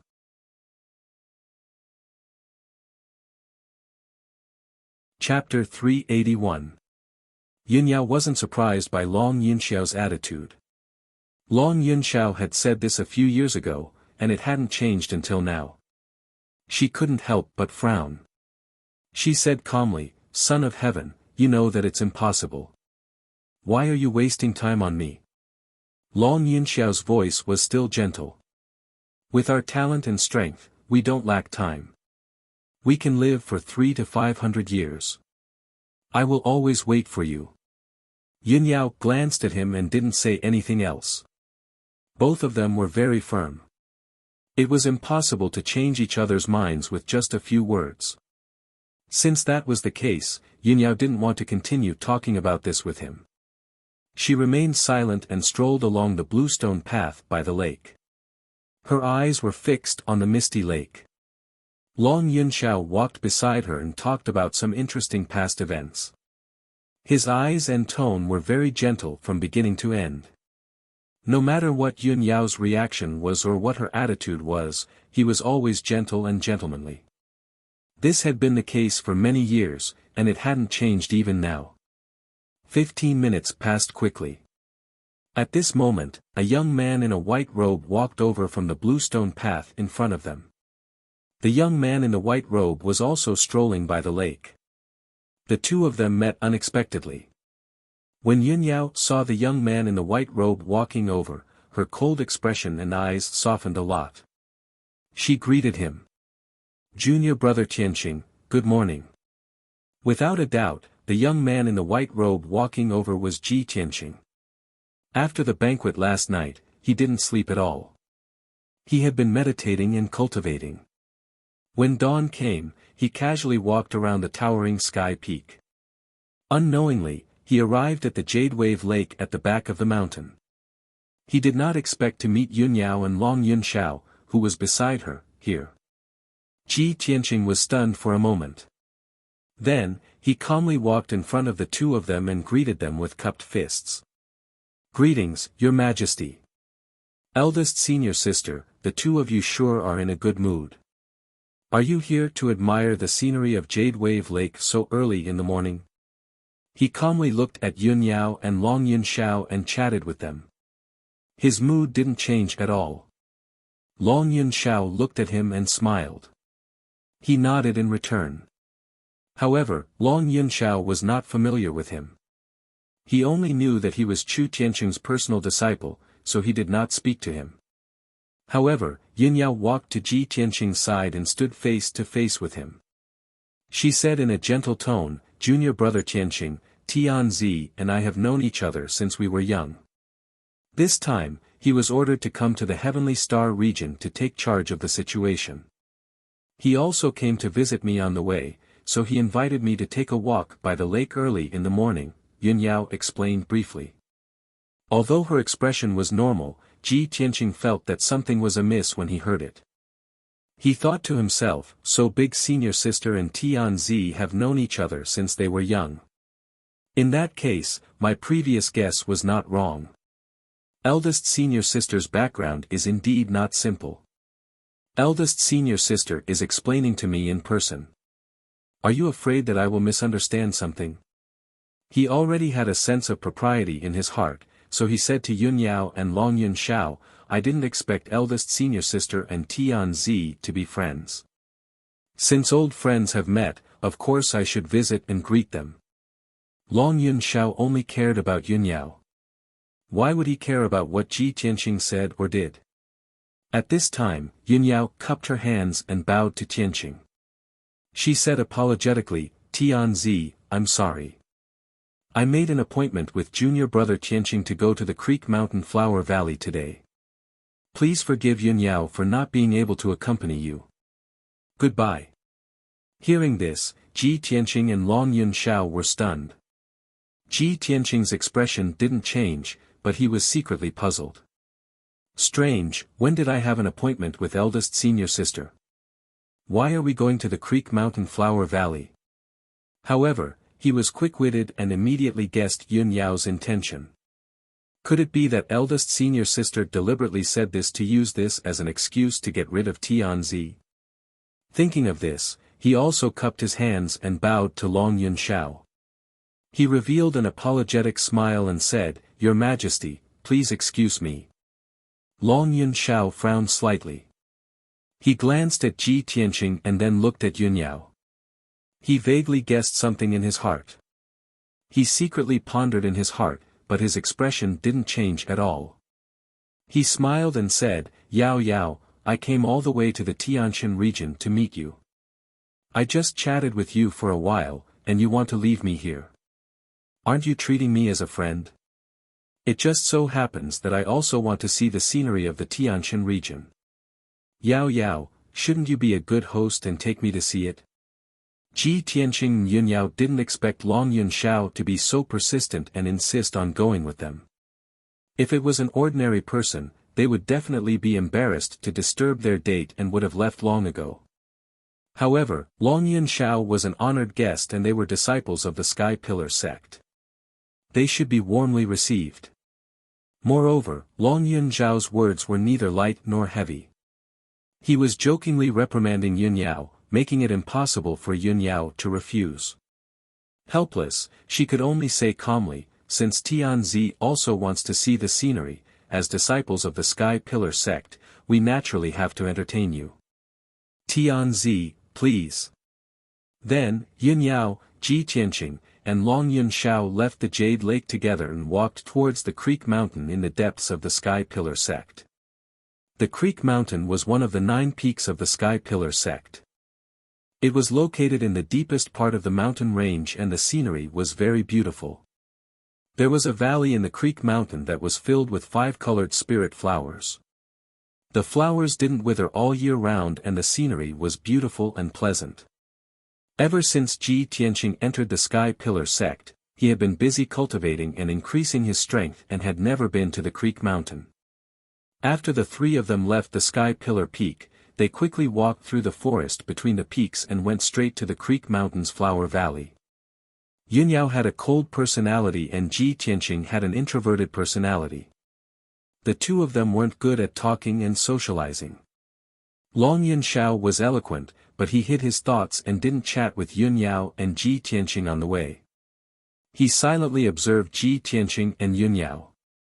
From some clues, he could see that Yun Yao's attitude towards Ji Tianqing was both trusting and close. The 2 of them walked side by side and were only half a foot apart. They didn't feel strange at all. In Long Yun Zhao's eyes, this distance made them seem as intimate as a couple, making him feel a little gloomy. However, Long Yun Shao understood Yun Yao's temperament very well. He had known Yun Yao for many years, but when had he ever seen Yun Yao take the initiative to get close to someone? With Yun Yao's taste, how could she fall for such an ordinary person? She's only doing this to deliberately avoid me. Thinking of this, Long Yun Shao felt a lot more relieved. After an hour, the 3 of them were about to reach the foot of the Creek Mountain. At this time, Long Yun Zhao's spiritual sense inadvertently discovered that there was a white-browed old man in a yellow robe who seemed to have been following them 100 meters behind them. The white-browed old man was short and fat with a goatee on his chin. His strength had also reached the peak of the origin core stage.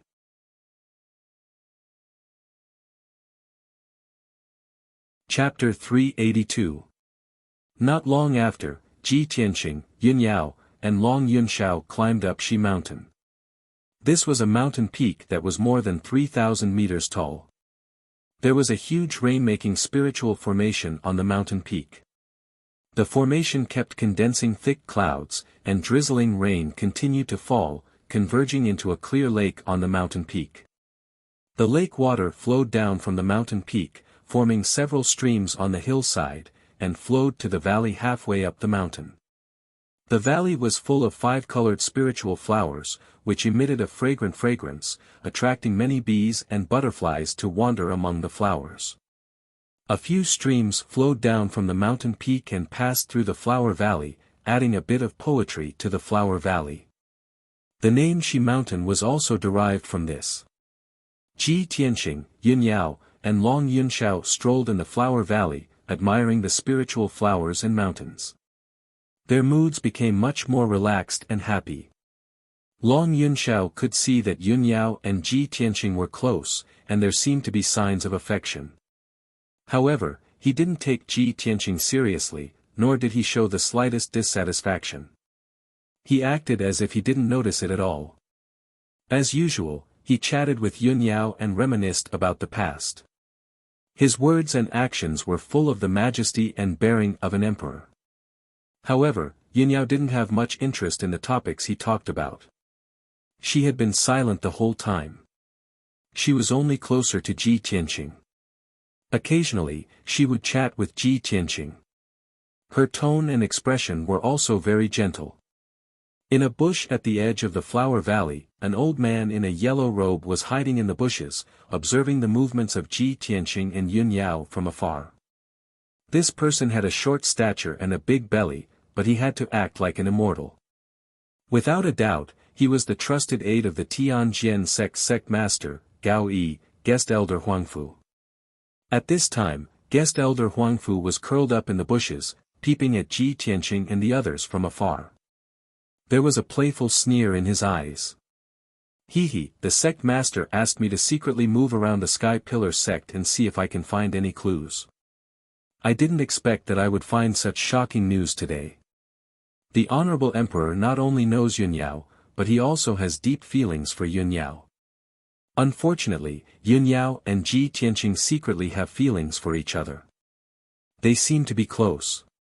Humph. How interesting.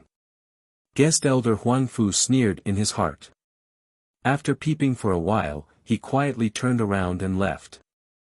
After leaving Creek Mountain, he hurriedly rushed back to Heaven Pillar Peak and entered a courtyard house with a cold environment. This residence was called the Guest Courtyard. It was a residence that the Sky Pillar sect used to receive guests. The Sky Pillar sect had arranged for the Heavenly Sword sect Master Gao Yi and Guest Elder Huangfu to stay in this courtyard. After entering the courtyard, Guest Elder Huangfu carefully observed his surroundings and made sure that nobody was following him before he quietly entered the secret chamber. The secret room was dimly lit and empty. Apart from the 2 jade futons, there was nothing else in the room. Gao Yi was sitting cross-legged on a futon, meditating and cultivating with his eyes closed. After Guest Elder Huangfu entered the secret chamber, he quickly closed the stone door and cast a soundproofing array formation. Gao Yi was awakened by him and opened his eyes. He raised his eyebrows and asked, "Guest Elder Huangfu, you seem to be in a hurry. What happened?" Guest Elder Huangfu cupped his hands and said with a smile, "Sect Master, you asked this subordinate to secretly move around in the Sky Pillar sect." This subordinate obeyed and quietly watched Ji Tianqing and Yun Yao. Just now, this subordinate discovered a rather shocking matter. This is definitely the best news for us. Hearing this, Gao Yi's interest was immediately piqued. His eyes lit up. "Tell me, what is the good news?"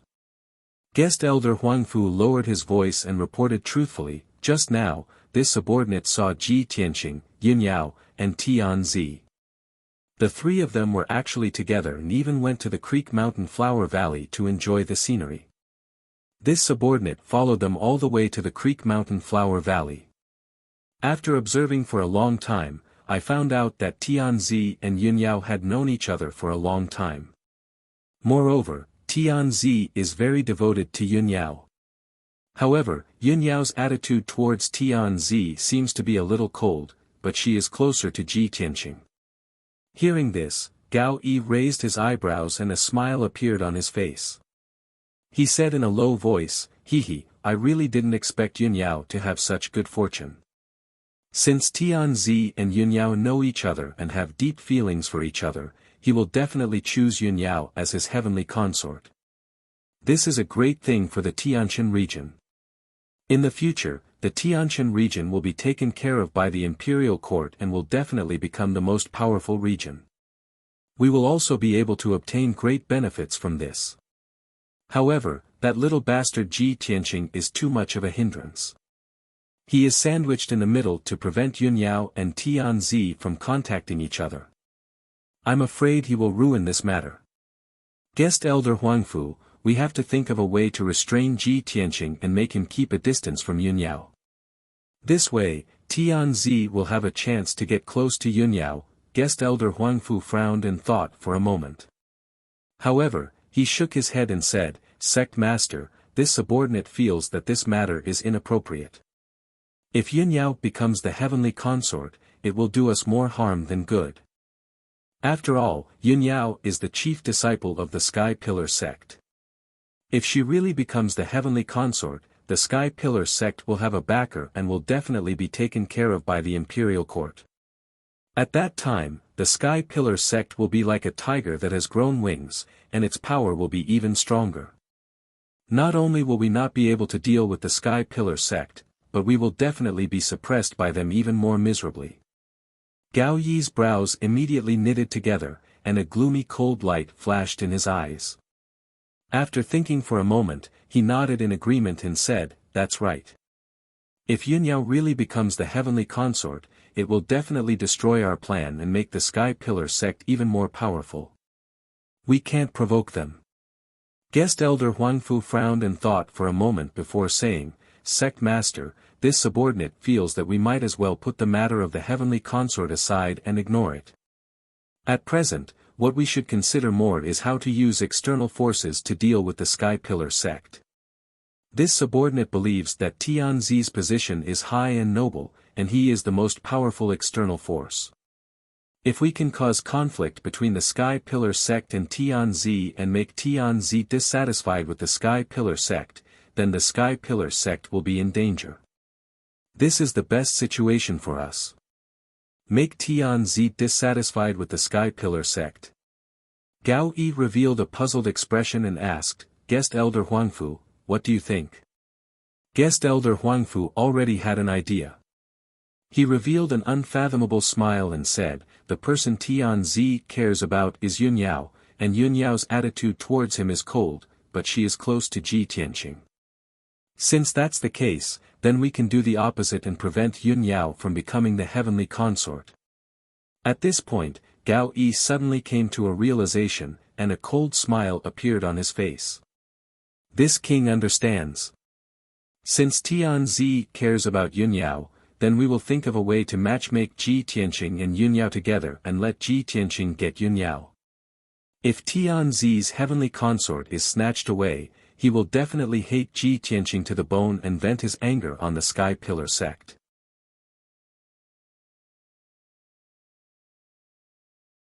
Chapter 383. Ji Tianqing, Yun Yao, and Long Yunxiao played in the valley for half a day before leaving. After leaving the valley, the three of them went to several other mountain peaks to enjoy the scenery of the Sky Pillar sect. During this period, Yun Yao deliberately ignored Long Yunxiao and walked side by side with Ji Tianqing. Their conversation and behavior were relatively close. Even those who didn't know could see that Ji Tianqing and Yun Yao were a couple, and Long Yunxiao was the awkward third party. However, Long Yunxiao didn't feel awkward at all.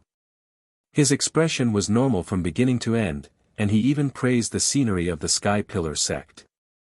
After the sun set, the three of them ended their tour and returned to their respective residences to rest. After Yun Yao returned to the White Cloud Hall, she sat cross-legged on the bed and meditated. In the past few days, the emperor and the sect leaders of the various sects were in the Sky Pillar sect. As the chief disciple, she had to appear every day to deal with some matters. Therefore, she couldn't enter the secret room to cultivate in seclusion. She could only meditate and cultivate. Unknowingly, for hours passed and it was late at night. The entire Scarlet Firmament Peak was quiet and shrouded in the hazy moonlight, looking quiet and serene. Yun Yao ended her cultivation and opened her eyes. Today is the middle of the month.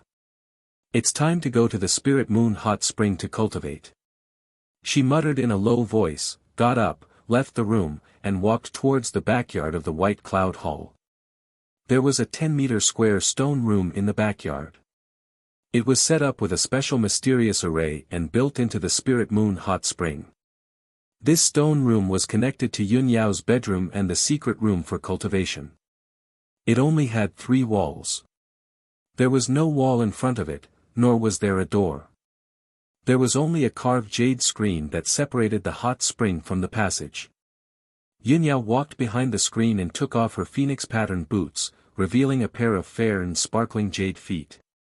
Then, she walked towards the hot spring. This hot spring was 10 meters square. The water in the hot spring was boiling and contained a rich silver-white brilliance. Dense spiritual energy rose from it. There were many moon-white gems embedded at the bottom and the edges of the pool. They emitted a sparkling white light and illuminated the hot spring. This Spirit Moon Hot Spring was specially set up by Yun Yao and expended a lot of materials to create it. She had the bloodline of the heavenly spirit sacred body, so her physique was different from ordinary people. Her cultivation attribute was also somewhat special. Ever since she was 6 years old, she would soak in the Spirit Moon Hot Spring for a night every month. While cleansing her body and mind, she also had to cultivate and strengthen her bloodline power. When she was in Cloud Spirit Palace, Madame Yun had specially built a Spirit Moon Sky Spring for her. The heavenly spring was located in the clouds of the 9 heavens. It had an incomparably miraculous effect and was also very secretive. After she came to the sky-bearing sect, she naturally didn't have the same good conditions as in Cloud Spirit Palace. She could only build a spirit moon hot spring in the backyard. Yunyao walked to the edge of the hot spring and waved her hand to release a beam of true essence, activating the array formation of the hot spring. Suddenly, the bottom of the hot spring lit up with specks of moonlight, making the entire hot spring hazy and overflowing with spiritual energy. She reached out and removed the jade belt from her waist. Then, she took off her white dress and stored both the dress and the jade belt into her spatial ring. What a perfect, flawless, and peerless beauty! Her tall and slender figure, her white jade-like skin, her proud curves, and her alluring face. Every one of them was intoxicating and infatuating. Yunyao took out a white sand belt from her spatial ring and wrapped it around her slender waist, covering her white underwear and perky curves. Under the hazy moonlight, her straight and slender legs were as smooth and flawless as white jade, like the most perfect piece of art. She only wore a moon-white dudu on her upper body that wrapped around her undulating chest and her flat and white belly. She raised her arm to tidy her hair and bun before stepping into the hot spring. Ripples appeared on the surface of the hot spring, reflecting the hazy light. It made the hot spring feel like a dream and intoxicating. Yunyao walked into the hot spring and sat down cross-legged. The warm moon-white water immediately submerged her flawless body up to her shoulders. She formed a seal with both hands and placed them flat on her smooth and delicate knees. Then, she closed her eyes and began to cultivate. The hot spring was silent. Rich and gentle spiritual energy kept flowing into her body, cleansing her body and strengthening her bloodline. At the same time, Ji Tianqing was cultivating in his room to consolidate his martial arts foundation. Suddenly, a black figure flashed across the night sky and silently landed in the courtyard. It was a short and fat man in black. He had profound skills and was very agile. The man in black used his spiritual sense to investigate and immediately found Ji Tianqing in the room. He waved his hand and shot out two cold lights, which shot toward Ji Tianqing as fast as shooting stars. Swish! Swish! The two cold lights pierced through the night sky and instantly pierced through the wooden window, shooting toward Ji Tianqing's head. At the critical moment, Ji Tianqing was suddenly awakened and subconsciously tilted his head. The two cold lights suddenly brushed past him and nailed to the wall with two clanking sounds, splashing sparks. Ji Tianqing turned his head and saw that it was two hidden weapons, the Morning Soul nails. Someone is ambushing me. His face suddenly turned gloomy and a cold light flashed in his eyes. He leaped towards the window and smashed the wooden window with a bang before rushing into the courtyard. The man in black saw him appear and turned around to escape without hesitation. His figure flashed and jumped over the courtyard wall and out of the courtyard. Ji Tianqing also jumped over the courtyard wall without hesitation and chased after the man in black. Humph! Now that the emperor and the sect masters are living in our sect, I want to see who is so bold to launch a sneak attack at this time. He snorted coldly and his heart and his eyes surged with a biting cold murderous intent. He used his shadowless steps with all his strength and followed the man in black. He passed through the dark night and ran down the mountain. No matter what, he had to catch that black-clothed man and see who had the guts to do such a thing. A quarter of an hour passed quickly. Ji Tianqing chased with all his strength, but he could not catch up with the man in black. He was dozens of meters away from him. At this time, he realized that he had chased the man in black up the red cloud peak and arrived outside the white cloud hall. Swoosh! The man in black flashed and jumped into the white cloud hall. Ji Tianqing was stunned and thought to himself, White Cloud Hall. Isn't this the residence of Senior Sister? It's late at night now. Would it be rude for me to rush in like this? However, he thought about it again. The man in black's identity was unknown. He came with ill intentions and was very powerful. If the man in black sneaked into the White Cloud Hall to assassinate Yun Yao would be in danger. Moreover, the Tianjian sect had plotted to kill him and Yun Yao. He could not help but suspect that the man in black might be related to the Tianjian sect. Thinking of this, he no longer hesitated and jumped into the White Cloud Hall. He moved quickly in the night to search for the man in black.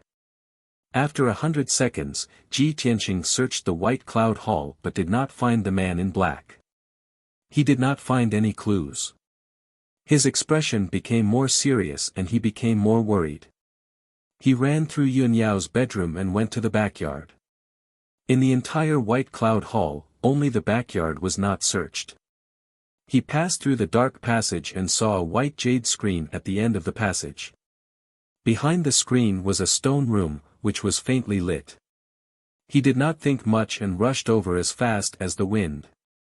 However, when he went around the white jade screen and saw the scene in front of him, he was stunned. He never expected that the stone room behind the screen was a hot spring with abundant spiritual qi and hazy moonlight. In the hot spring, there was a long-haired beauty with a beautiful face and flawless skin. It was Yun Yao. She was cultivating with her eyes closed. Her chest and fair shoulders were above the water's surface. She was not wearing a long skirt. She was only wearing a dudu and a tulle. Brothers, where are the recommendation tickets?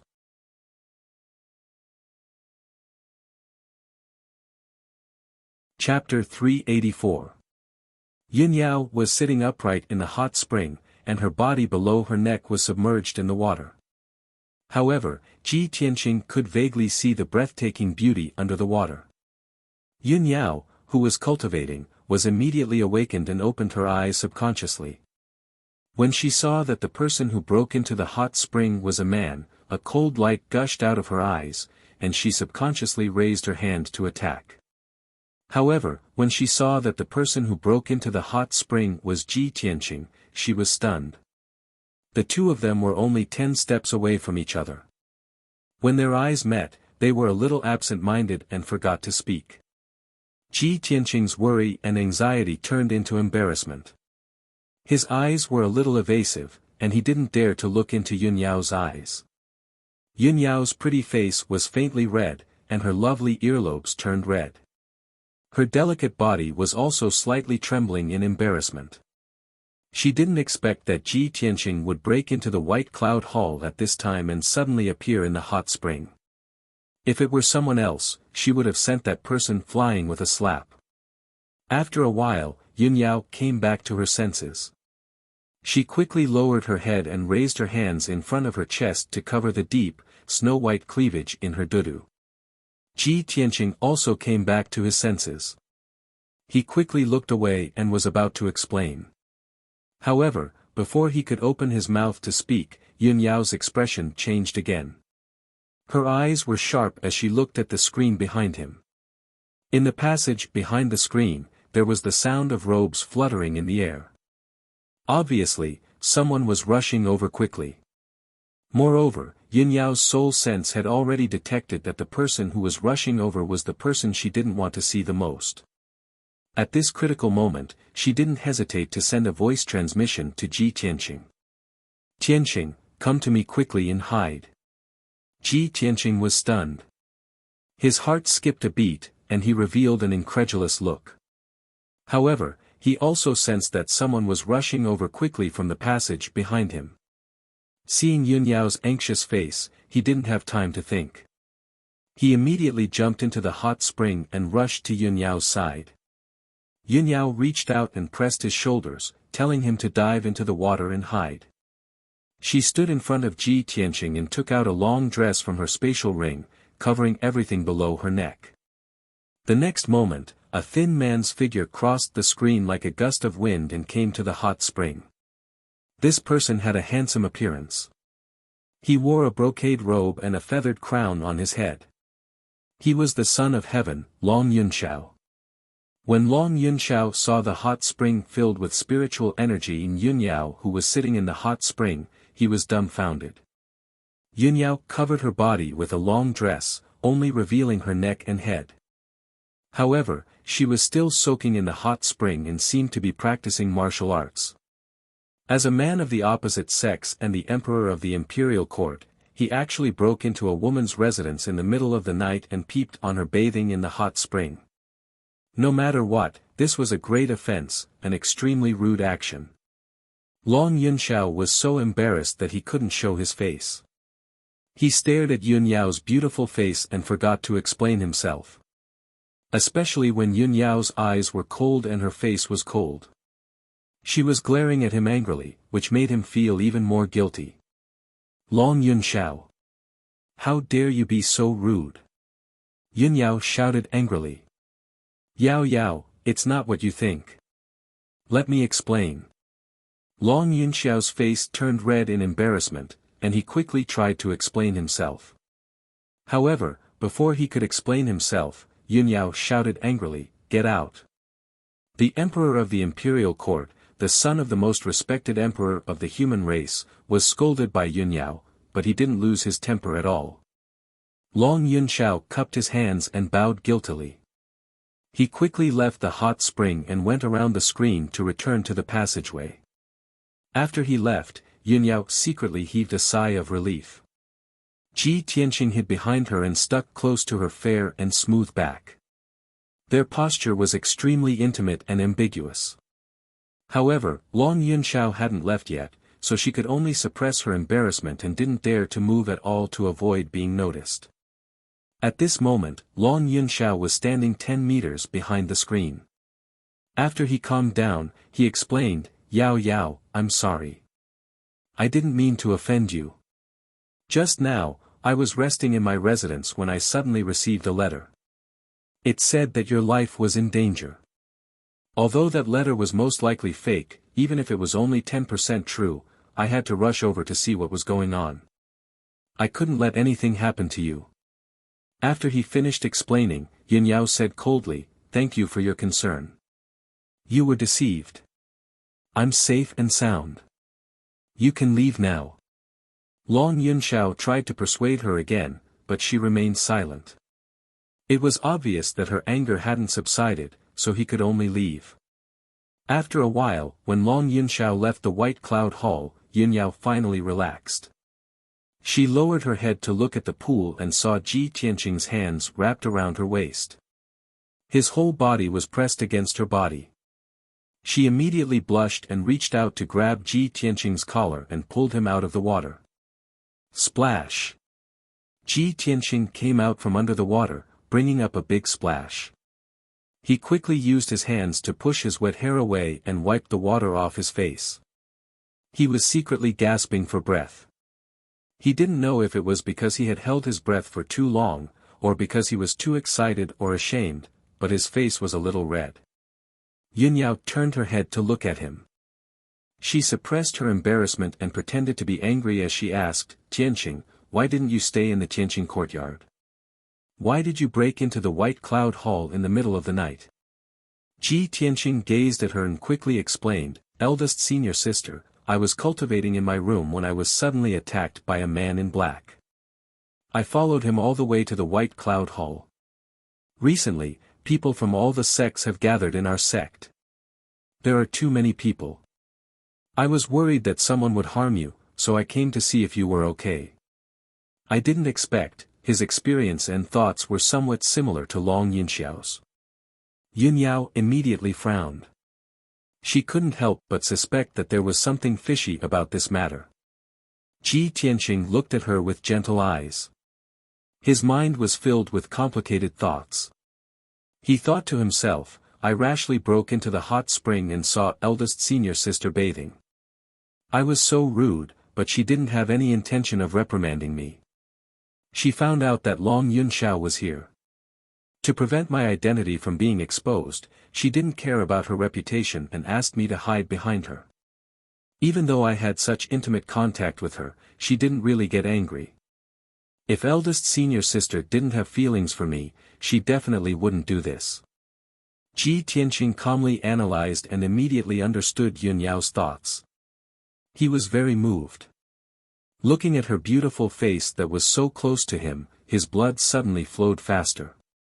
A strong impulse inexplicably appeared in his heart. Driven by that impulse, he forgot everything.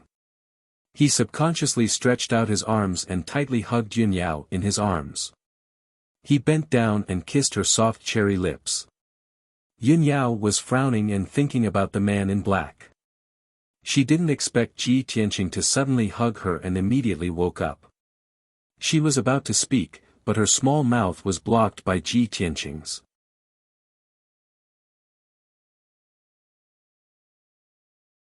Chapter 385. After a long while, Ji Tianqing was still immersed in this deep kiss. She had already regained her senses and hurriedly pushed Ji Tianqing away. Junior brother Tianqing, Yun Yao looked at Ji Tianqing in disbelief. Her expression and eyes were very complicated, and she was so embarrassed that she almost suffocated. Ji Tianqing gazed into her eyes with a gentle gaze. He mustered up his courage and said solemnly, "Eldest senior sister, however, before he could say the words that had been buried in his heart for a long time, Yun Yao reached out and pressed her hand on his lips, interrupting him. Junior brother Tianqing, you should go back." After saying that, she jumped out of the hot spring and landed lightly beside the hot spring. When she was in mid-air, she had already wrapped her long dress around her body and covered her flawless jade body. Swoosh! Her figure flashed past the screen, entered the passage, and immediately hid in the secret cultivation room. Ji Tianqing was still standing in the hot spring. He smiled happily as he watched Yun Yao's fairy-like figure leave. Eldest senior sister, really has me in her heart. He secretly clenched his fists. The excitement and agitation in his heart made his blood boil. After a while, he jumped out of the hot spring and used his true essence to dry his robes. He took advantage of the night to leave White Cloud Hall. When he returned to Tianqing's courtyard, he was still sitting on the bed in a daze, recalling the scene in the hot spring. At this time, his heart was in a mess. His mind was full of Yun Yao's beautiful figure, and he couldn't cultivate it all. After thinking for a while, he couldn't help but purse his lips and recall the taste of that deep kiss. After long Yun Shao returned to his residence, he also sat at the desk by the window. He stared at the night sky outside the window and fell into deep thought. His face was a little gloomy, his brows were tightly knitted, and his eyes were very cold. Previously, he had rashly barged into the hot spring and was reprimanded by Yun Yao. The situation at that time was special and completely out of his expectations. He didn't notice any clues. Now that he had calmed down and carefully recalled the scene at that time, he felt that it was a little strange. He knew Yun Yao very well. He knew Yun Yao's temperament very well. Yun Yao's behavior and reaction at that time seemed a little strange to him. She seemed to want to hide something, so she was eager to chase him away. Not only that, but he also sensed the aura of another person in the backyard. Thinking up to this point, Long Yunxiao's heart grew heavier and heavier. He muttered in a low voice, "Yao Yao, who exactly are you trying to protect?"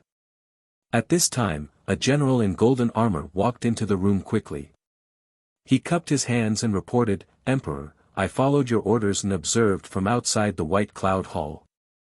Sure enough, I found something." Long Yunxiao collected his thoughts and raised his head to look at the Imperial Forest General.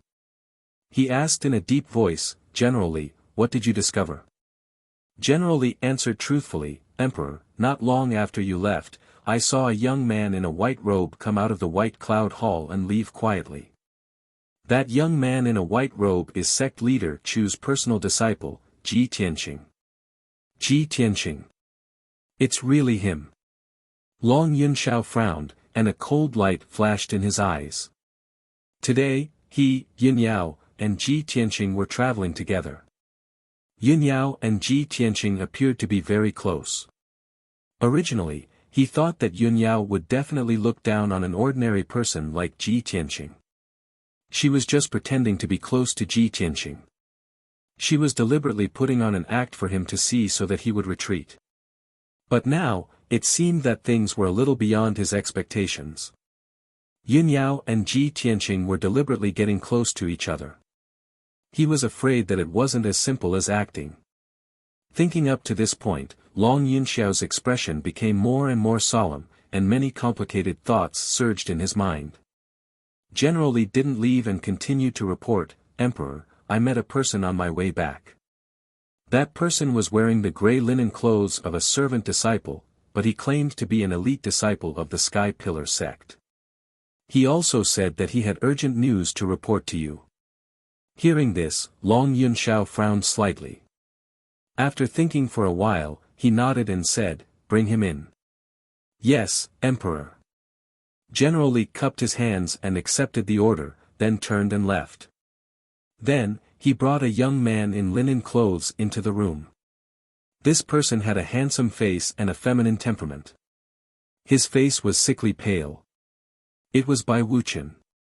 He quickly walked into the room and bowed respectfully to Long Yunxiao. Disciple of the Sky Pillar sect, Bai Wuchen, pays his respects to the benevolent Holy Emperor. Reporting to Your Highness, Emperor, this disciple has very important news that I must report to you in person. Long Yunxiao looked at him indifferently, his eyes carrying a sense of scrutiny. Bai Wuchen, since you're an elite disciple, why did you become a servant? At the mention of this matter, Bai Wuchen's face was filled with grief and indignation. He said in a gloomy tone, "Emperor, all of this is because of Ji Tianqing. This person is sinister and cunning. On the surface, he looks steady and kind, but in reality, he's a scheming person who seeks revenge for the smallest grievance." Long Yunxiao furrowed his brows when he saw Bai Wuchen cursing Ji Tianqing viciously. His tone was indifferent as he said, "So, your so-called urgent news has something to do with Ji Tianqing?" "Of course." Bai Wuchen nodded heavily. He peeked at Long Yunxiao's reaction and probed, "Also, it has something to do with eldest senior sister Yunyao." Long Yunxiao looked at him expressionlessly and said in a deep voice, "Go on." Bai Wuchen was secretly delighted and quickly added fuel to the fire. "Your Highness, Ji Tianqing was originally the young master of a small family in a declining country. Because of eldest senior sister's benevolence, she accidentally saved his life. Ji Tianqing used this opportunity to get close to eldest senior sister. Under her care, he became a disciple of our sect. Ever since he entered our sect, Ji Tianqing relied on his friendship with eldest senior sister to bully the other disciples. He's very arrogant and overbearing. Moreover, Ji Tianqing has been pestering eldest senior sister with ulterior motives. Ji Tianqing looks dull and honest on the surface, but in reality, he has many tricks up his sleeve. He's very good at sweet-talking eldest senior sister. Eldest senior sister is pure and kind, so she was bewitched by Ji Tianqing's sweet words. I warned Ji Tianqing and also reminded eldest senior sister twice. However, because of this, Ji Tianqing hated me. In order to get eldest senior sister, he didn't hesitate to use despicable means and forced me to be demoted to a servant. He became famous in the sect and became a genius in everyone's eyes. Without my interference, no one reminded eldest senior sister again. Because of this, she fell into Ji Tianqing's evil clutches. The two of them are inseparable. Now, they're stuck together like glue. Bai Wuchen tried his best to slander Ji Tianqing. Not only did he add fuel to the fire, but he also twisted the facts and made up lies. It could be said that he was unscrupulous. Long Yunxiao was expressionless from beginning to end. After he finished speaking, he shouted in a low voice, "How dare you? Who gave you the courage to slander the future heavenly consort? As a disciple of the Sky Pillar sect, instead of working hard, you slander your fellow disciples behind their backs. This kind of despicable behavior is unbearable."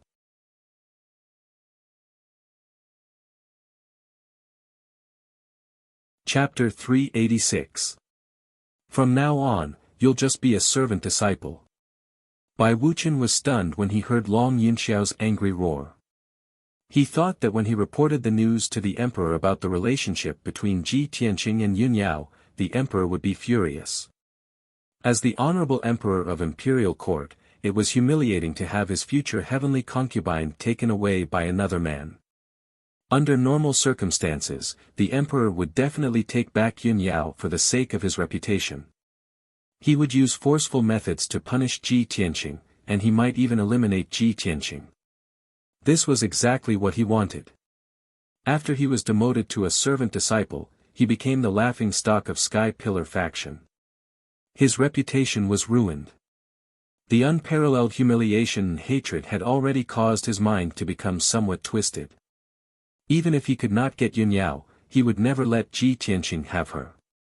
However, he did not expect that the emperor would not be angry. Instead, he scolded him.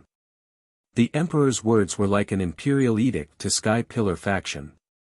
If the emperor said that he would be a servant disciple for the rest of his life, he could only be a servant disciple for the rest of his life. From this moment on, the rest of Bai Wuqian's life was completely ruined. He was stunned. He looked at the emperor in disbelief. He was so ashamed that he almost vomited blood. No matter how he thought about it, he couldn't understand. When the emperor heard that Yun Yao and Ji Tianqing were in love with each other, wouldn't he fly into a rage? While Bai Wuqian was still in a daze, Long Yunxiao's expression was indifferent. He shouted in a cold voice, "What are you still standing here for? Get out!" Bai Wuqian came back to his senses and said in fear, "Please calm down, Emperor. Everything I said just now is true, there is no falsehood. Emperor, I was persecuted by Ji Tianqing." Before Bai Wuqian could finish, Long Yunxiao glanced at General Li. General Li immediately understood. He grabbed Bai Wuqian by the collar and dragged him out of the room. Bai Wuqian struggled hard but could not break free from General Li's grip. His body was thin and weak. In front of the tall and burly General Li, he was like a little chick. No matter how hard he struggled, it was useless. General Li carried him out of the room, passed through the courtyard, and threw him outside the palace gate with a bang. Bai Wuqian's face was covered in dust from the fall. He was humiliated to the extreme. Fortunately, it was late at night and no one saw his sorry state. He struggled to get up from the ground, brushed off the dust on his body, and looked at the palace gate with a ferocious expression, his eyes surging with rage. He clenched his fists so tightly that creaking sounds could be heard. He gnashed his teeth in anger. The hatred and resentment in his heart could not be washed away even with all the water in the world. Damn bastard! What bullshit, Emperor, you deserve to have your sweetheart snatched away. He roared in his heart and cursed hysterically, I was kind enough to report the news to you. Not only did you not thank me, you even demoted me to a servant forever and ruined my life. Bastard! Ji Tianqing is a beast, and so are you. All of you will die a horrible death. Bai Wuqian stood outside the gate of the Milky Way Palace. After a long time, he left with an ashen face. On the other side, General Li had already returned to Long Yunxiao's room. Long Yunxiao was deep in thought, expressionless. General Li cupped his hands and said, Emperor, based on Bai Wuqian's reaction, he didn't seem to be lying. Why did you punish him like this? Long Yunxiao furrowed his brows as his lips curled into a disdainful sneer. Of course I know that Bai Wuqian is right. Yun Yao and Ji Tianqing are indeed a little too close. However, I have my own plans. How can I allow a treacherous villain like Bai Wuqian to tell me what to do? He inverted right and wrong in front of me and slandered Ji Tianqing. It's all because he hates Ji Tianqing but can't avenge him. So, he wants to use me to deal with Ji Tianqing. Huh, such a treacherous villain. He thinks he's smart and wants to use me. What a joke. After hearing his words, General Li was suddenly enlightened. He was immediately convinced and said, Your Majesty is indeed wise. The dirty thoughts of those ordinary people can't escape your eyes at all. Long Yunxiao waved his hand expressionlessly. Let's not talk about this person. Let's get down to business. General Li cupped his hands and asked seriously, Emperor, how do you plan to resolve the grudge between the Tianjin sect and the Sky Pillar sect? Long Yunxiao said unhurriedly, previously, Sect Master Chu of the Sky Pillar sect had already secretly reported the detailed reasons to me. Sect leader Chu suspects that the remnants of the demon clan have infiltrated the Tianjian sect and bewitched the Tianjian sect leader to stir up the conflict and hatred between the two sections. General Li nodded in agreement. With a grave expression, he said, just as the imperial tutor warned, the demon qi in the Tianjin region is surging. There must be remnants of the demon clan causing trouble. That's right. Long Yunxiao nodded slightly and said in a serious tone, I have been ordered to take charge of the situation in the Tianjin region. My main goal is to eradicate the remnants of the demon clan in the Tianjin region. As long as the remnants of the demon clan are eliminated, the grudge between the Tianjian sect and the Sky Pillar sect will be resolved. General Li thought for a moment and asked, Emperor, what should we do next? Investigate the movements of the demon clan first. Long Yunxiao nodded and ordered in a dignified voice, General Li, take out the heavenly dragon plate now and deduce the aura of the demon clan. I want to see how many remnants of the demon clan are hiding in the Star Ancient Realm. How dare they be so rampant in the territory of the human clan? This general obeys. General Li cupped his hands and accepted the order. He quickly took out a square golden disc array from his space ring. The golden disc array was made of an unknown material. It was dark gold in color, and there were divine dragons engraved on its frame, as well as many array patterns and patterns. General Li used a secret technique and poured his majestic true yuan into the heavenly dragon plate. The entire disc array rapidly expanded into a huge disc array that was 5 meters long and 5 meters wide. The disc array was pitch black and empty. However, when General Li formed a seal with both hands and used a secret technique, the disc array lit up with a dark gold brilliance and condensed into a light screen. Countless patterns and lines appeared on the light screen, outlining numerous mountain peaks, mountain ranges, rivers, as well as vast and boundless forests and grasslands. After a short few minutes, a complete image appeared on the light screen. It was the complete map of the Star Ancient Realm. General Li continued to use the secret technique and used the heavenly dragon plate to detect the aura of the demon clan. Long Yunxiao stared at the map calmly and waited patiently. After about 100 breaths of time, General Li finished using the secret technique. The map of the heavenly dragon plate immediately changed. 2 areas on the map lit up with black light and condensed into dark fog. One of the fog was very dense and was located slightly south of the center of the map. The other fog was lighter and was located in the east of the map. The light-colored black fog meant that the devil chi was weaker, and the strength of the devil clan was weaker.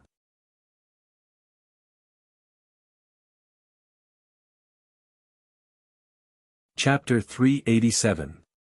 On the heavenly profound dragon plate, 2 balls of black mist gently surged. Long Yunxiao stared at the map for a while before a cold smile appeared on his handsome face. Hee, as expected, there are demon remnants causing trouble. One of the balls of demonic mist is actually near the Sky Pillar sect. How audacious. After saying this, he looked at the thickest ball of demonic mist in the middle of the map and asked, General Li, where is that ball of demonic mist? General Li stared at the map for a while before cupping his hands and reporting, Emperor, this general has investigated the Star Ancient Realm yesterday and has some understanding of it. The ball of demonic mist is located in a city in the Star Ancient Realm called Spirit Flame City. Cultivators from all walks of life gather in Spirit Flame City. Most of the people in the city are inextricably linked to the 8 great sections. Moreover, Spirit Flame City is protected by the Grand Heaven Origin Array and is usually hidden.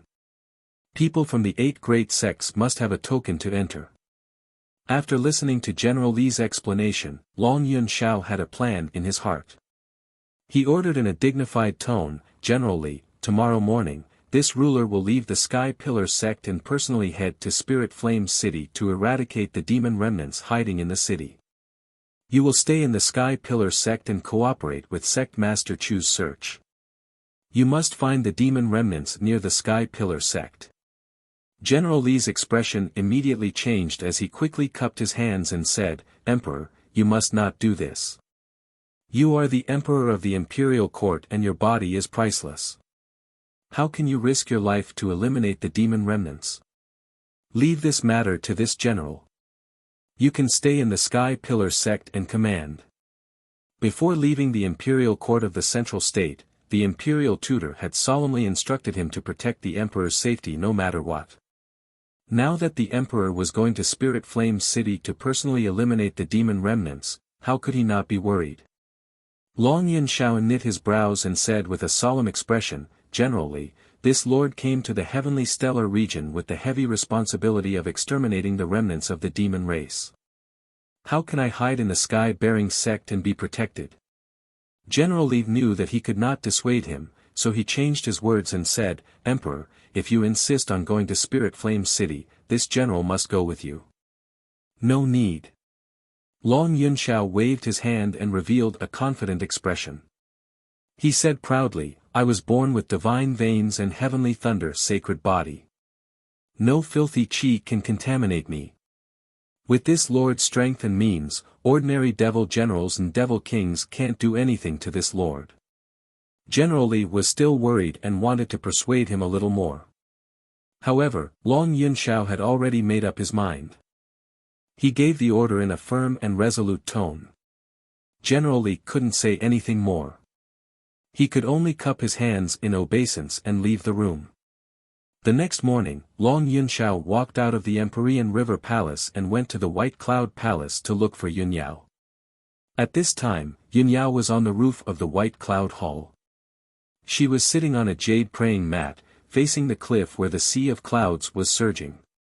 She was meditating and cultivating. She was wearing a moon-white long dress, and her long black hair was draped behind her back. She was tied into a bun with a jade hairpin.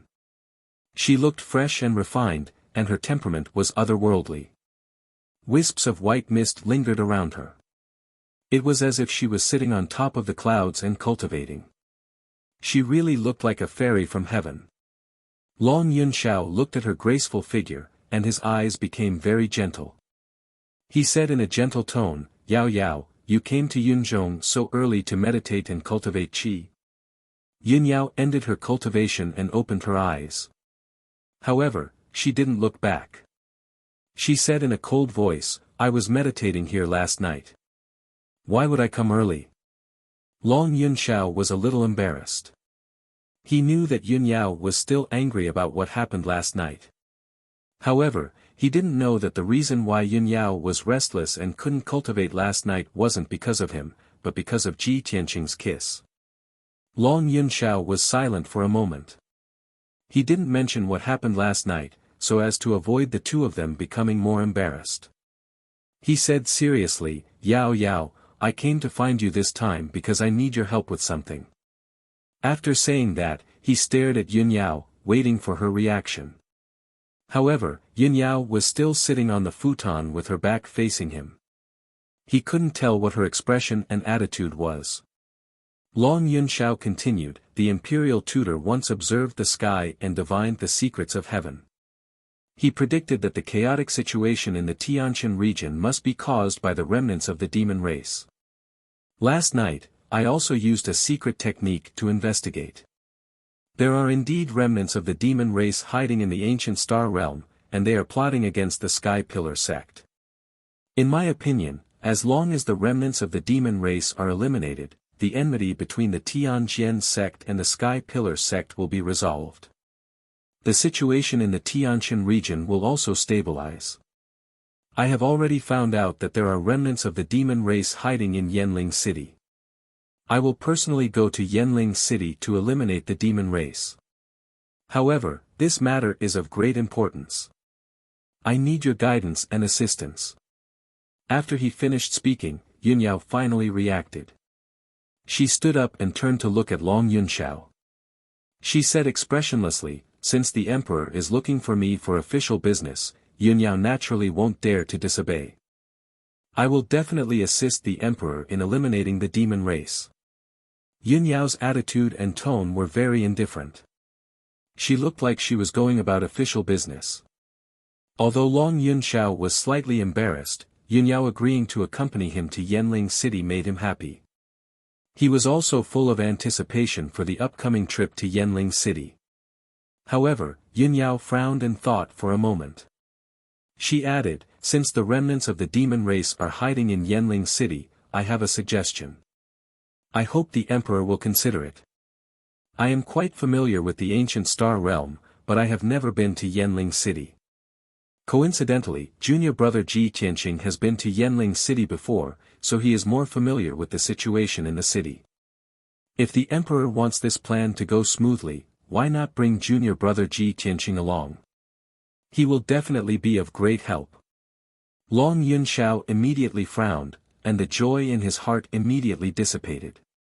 He originally wanted to use this opportunity to drag Yun Yao to accompany him to Yanling City. During the process of eliminating the demon race, he could also spend some time alone with Yun Yao and cultivate some feelings for her. However, he did not expect that Yun Yao seemed to have seen through his intentions. She found a reasonable excuse to bring Ji Tianqing along. "Damn it! I have to bring Ji Tianqing along again. Is it going to be 3 people traveling together again?" Long Yunxiao muttered to himself. He was a little upset in his heart. However, he did not show any displeasure on his face. He nodded calmly and said, "In that case, for the sake of the successful completion of the plan to eliminate the demon race, I have no objections." Seeing that he had agreed to this matter, Yun Yao did not say anything else. She left the roof and returned to the palace. She sent a maid to Tianqing's courtyard to pass the message.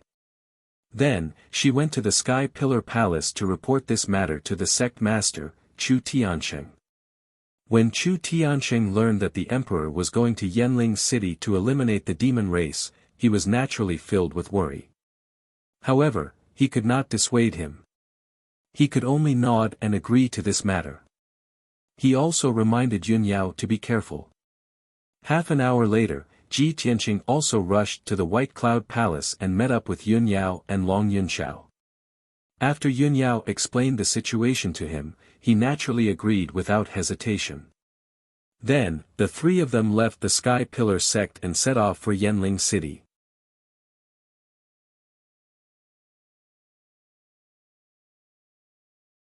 Chapter 388. Long Yunxiao originally wanted to release the double-headed golden dragon and use it as a mount to rush to Spirit Flame City. Spirit Flame City was more than 2,000 miles away from the Sky Pillar sect. With the double-headed golden dragon's speed, they could reach it in 4 hours. However, Yun Yao weighed the pros and cons and advised him not to release the double-headed golden dragon. After all, the double-headed golden dragon was too big and powerful. It was very eye-catching. The 3 of them were heading to Spirit Flame City because they had an important mission.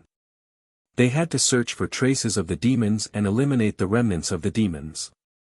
If they rode the double-headed golden dragon and rushed over with great fanfare, they would definitely alarm the other party and alert the enemy.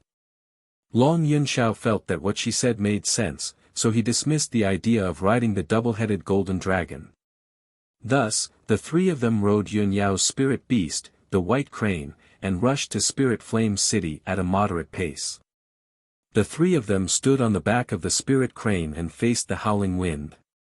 They looked down at the mountains and rivers below and remained silent. Although no one mentioned what happened last night, the 3 of them were well aware of certain things. The atmosphere was a little awkward. Of course, Ji Tianqing's expression did not change as he remained silent. In fact, he was in a very good mood. Occasionally, he would be distracted and recall the charming scene from last night. Spirit Flame City was divided into 4 districts according to their location. The East District Market was the territory of the Heavenly Eagle Workshop's owner. It was also the most prosperous district in the city and an important trading area. In comparison, the West District was much more dilapidated and looked like a slum. The Old West District was full of squat houses and narrow, dirty streets. Most of the people walking around were dressed in tattered clothes and had a wooden expression. They looked unkempt and dirty. In some dark and dirty alleys, beggars in ragged clothes or pitiful people with wounds all over their bodies could be seen lying on the side of the road. Outside of some of the old taverns and grocery stores, some ugly, mentally deranged lunatics would often pop up, running around and cursing. Compared to the other bright and prosperous districts in the city, the West District was lifeless and filled with the aura of decay and death. Most of the beggars, thieves, and scoundrels in the city were gathered in this district. Of course, the poor people who were sick but had no money to seek medical treatment also gathered in the West District, struggling at death's door or waiting for death. Many years ago, there was a rumor in Spirit Flame City that the Western District was a deserted land of death. It was shrouded in the shadow of the devil and was gradually corroding and decaying. The people living in the city would never step into the West District for no reason. Even normal people would mysteriously disappear after entering some of the creepy places in the West District. Even those who were lucky enough to survive would become mentally deranged lunatics or pitiful wretches riddled with scars. And all of this was intensifying year by year, and it seemed to be getting more and more intense. Ordinary citizens and martial practitioners were both wary and curious about the Western District, but they did not dare to investigate the reason. There were only a few major forces in the city. Perhaps they knew some inside information, but they all pretended not to know. They tacitly guarded their own territories and would not step into the Western District. Under such circumstances, there were many rumors and slanders in the city, making the Western District even more mysterious and terrifying. At the end of a certain street in the depths of the Western District, there was an old and decaying house called Parasol Tree Courtyard. This old house occupied an area of 1,000 square meters. A few decades ago, it had been the residence of a wealthy man and had flourished for a time, with a flourishing population. However, on a rainy night 60 years ago, the wealthy man's family of more than 30 people, along with nearly 100 servants and guards, all mysteriously died in one night. From then on, this house was abandoned and became a famous haunted house. In recent decades, haunted events had frequently occurred in Parasol Tree Courtyard, scaring passers-by into insanity or mysteriously disappearing. Even in the clear day, the house was shrouded in invisible dark clouds, appearing eerie and terrifying. Over time, the name of the haunted house spread far and wide, and no one dared to casually approach it. Although it was daytime, the sky was gloomy and dark, with a light drizzle falling from the sky. The door of Parasol Tree Courtyard was tightly shut. The vermilion door's paint had long since peeled off, revealing the dark iron. There was an old plaque on the door frame, with the words Parasol Tree Courtyard written on it. It hung crookedly on the wall, half of it drooping down to block the door.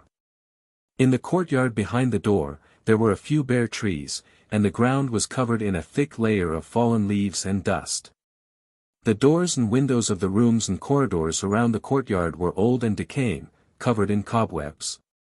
If one looked closely, they would discover palm-sized spiders, scorpions, and all kinds of poisonous insects hidden in the fallen leaves and dust.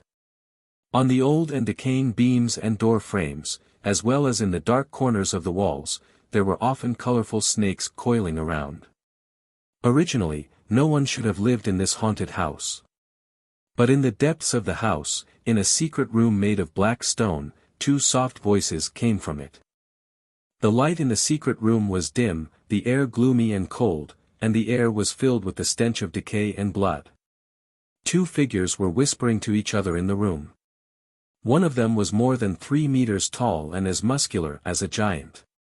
He had a head full of long red hair, and his body was covered in dense purple hair.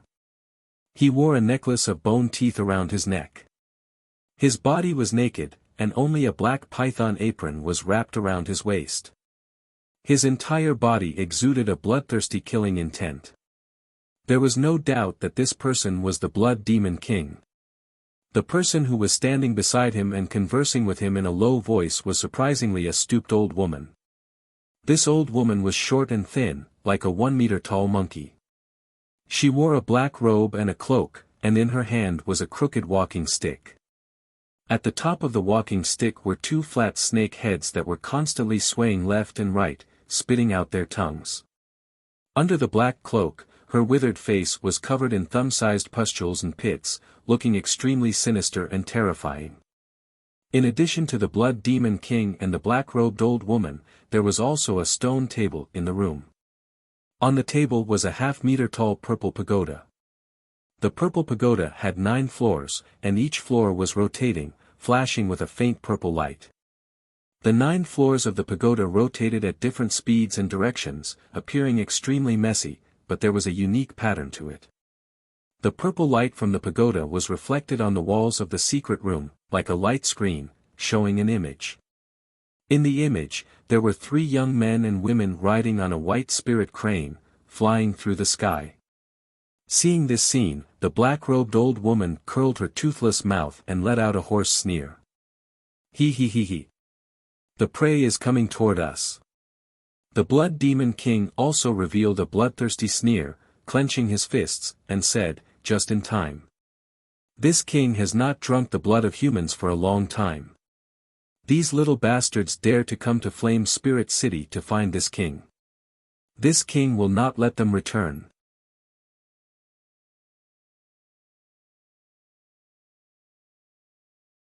Chapter 389.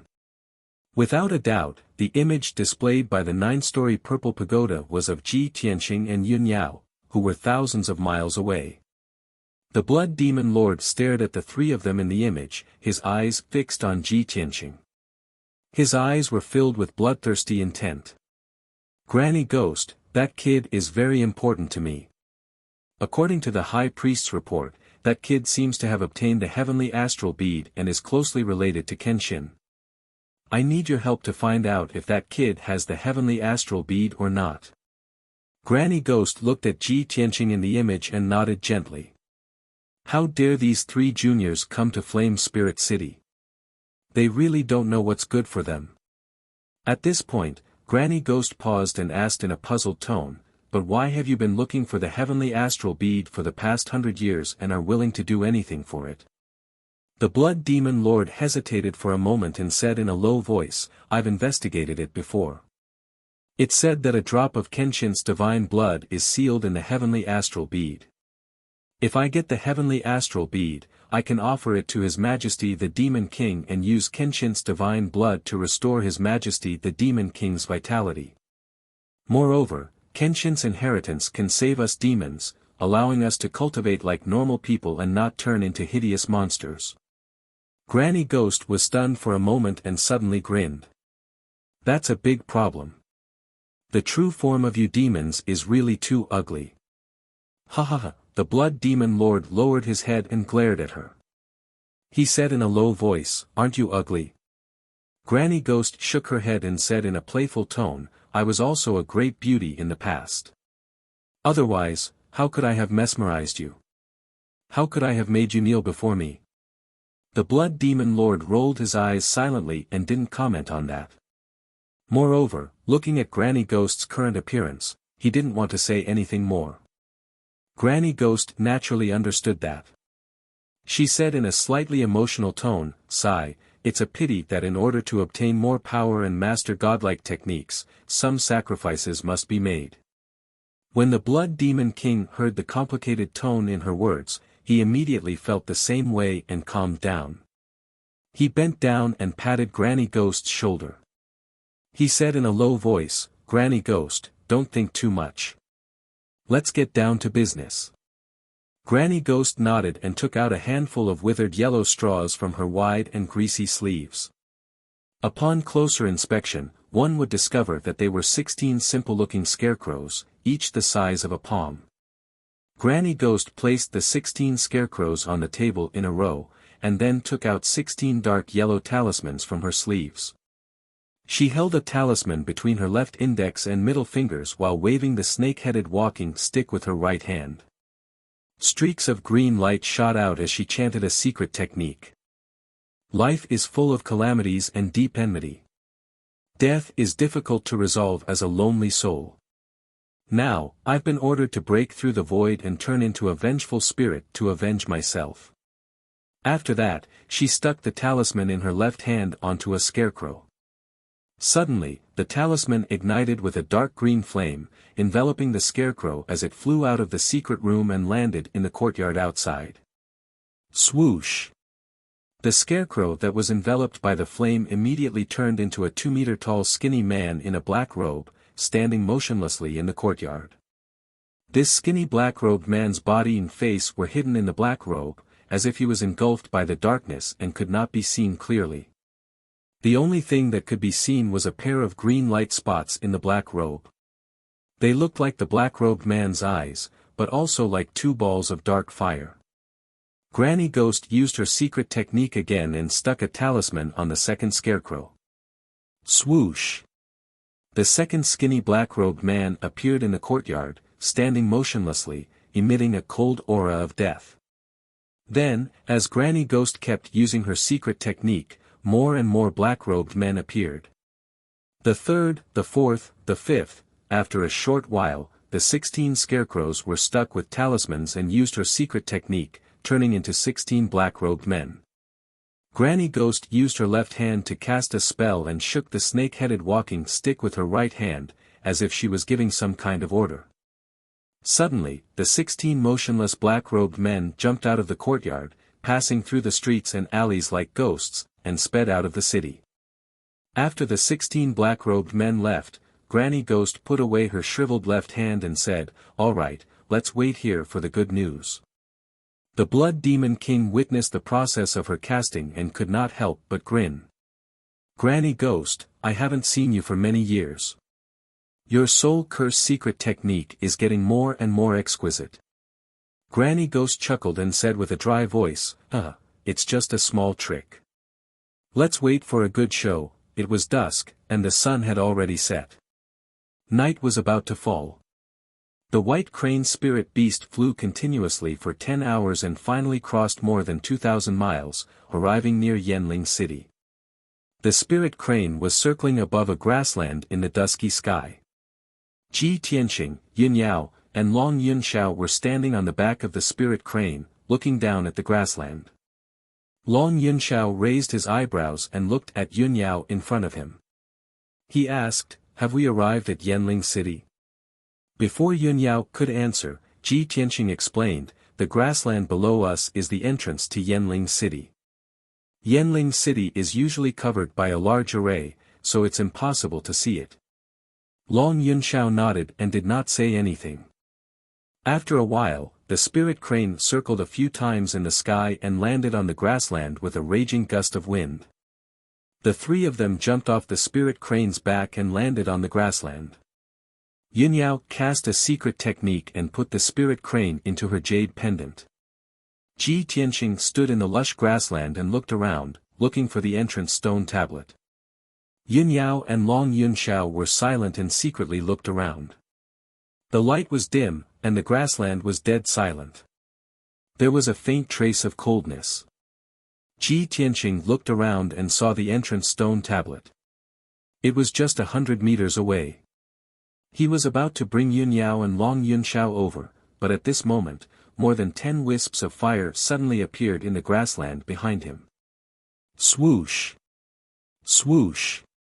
Swoosh! In the blink of an eye, more than 10 skinny black-robed men appeared out of thin air on the empty grassland. Every black-robed man was cold and dead. They were exuding a cold aura of death, as if they were evil spirits from hell. They appeared silently and did not slow down at all. They pounced on Ji Tianqing as fast as the wind. Although the black-robed men did not have any weapons in their hands were black and sharp claws. They were slender and sharp like daggers. They were not human hands at all. The 16 black-robed men immediately surrounded Ji Tianqing. They reached out their cold and sharp claws and grabbed at his vital points. At that moment, Ji Tianqing only felt a cold wind blowing on his face. His body was as cold as ice. Yin Yao and Long Yunxiao also sensed that something was wrong. Their expressions changed immediately, and they reminded him. Tianqing, be careful.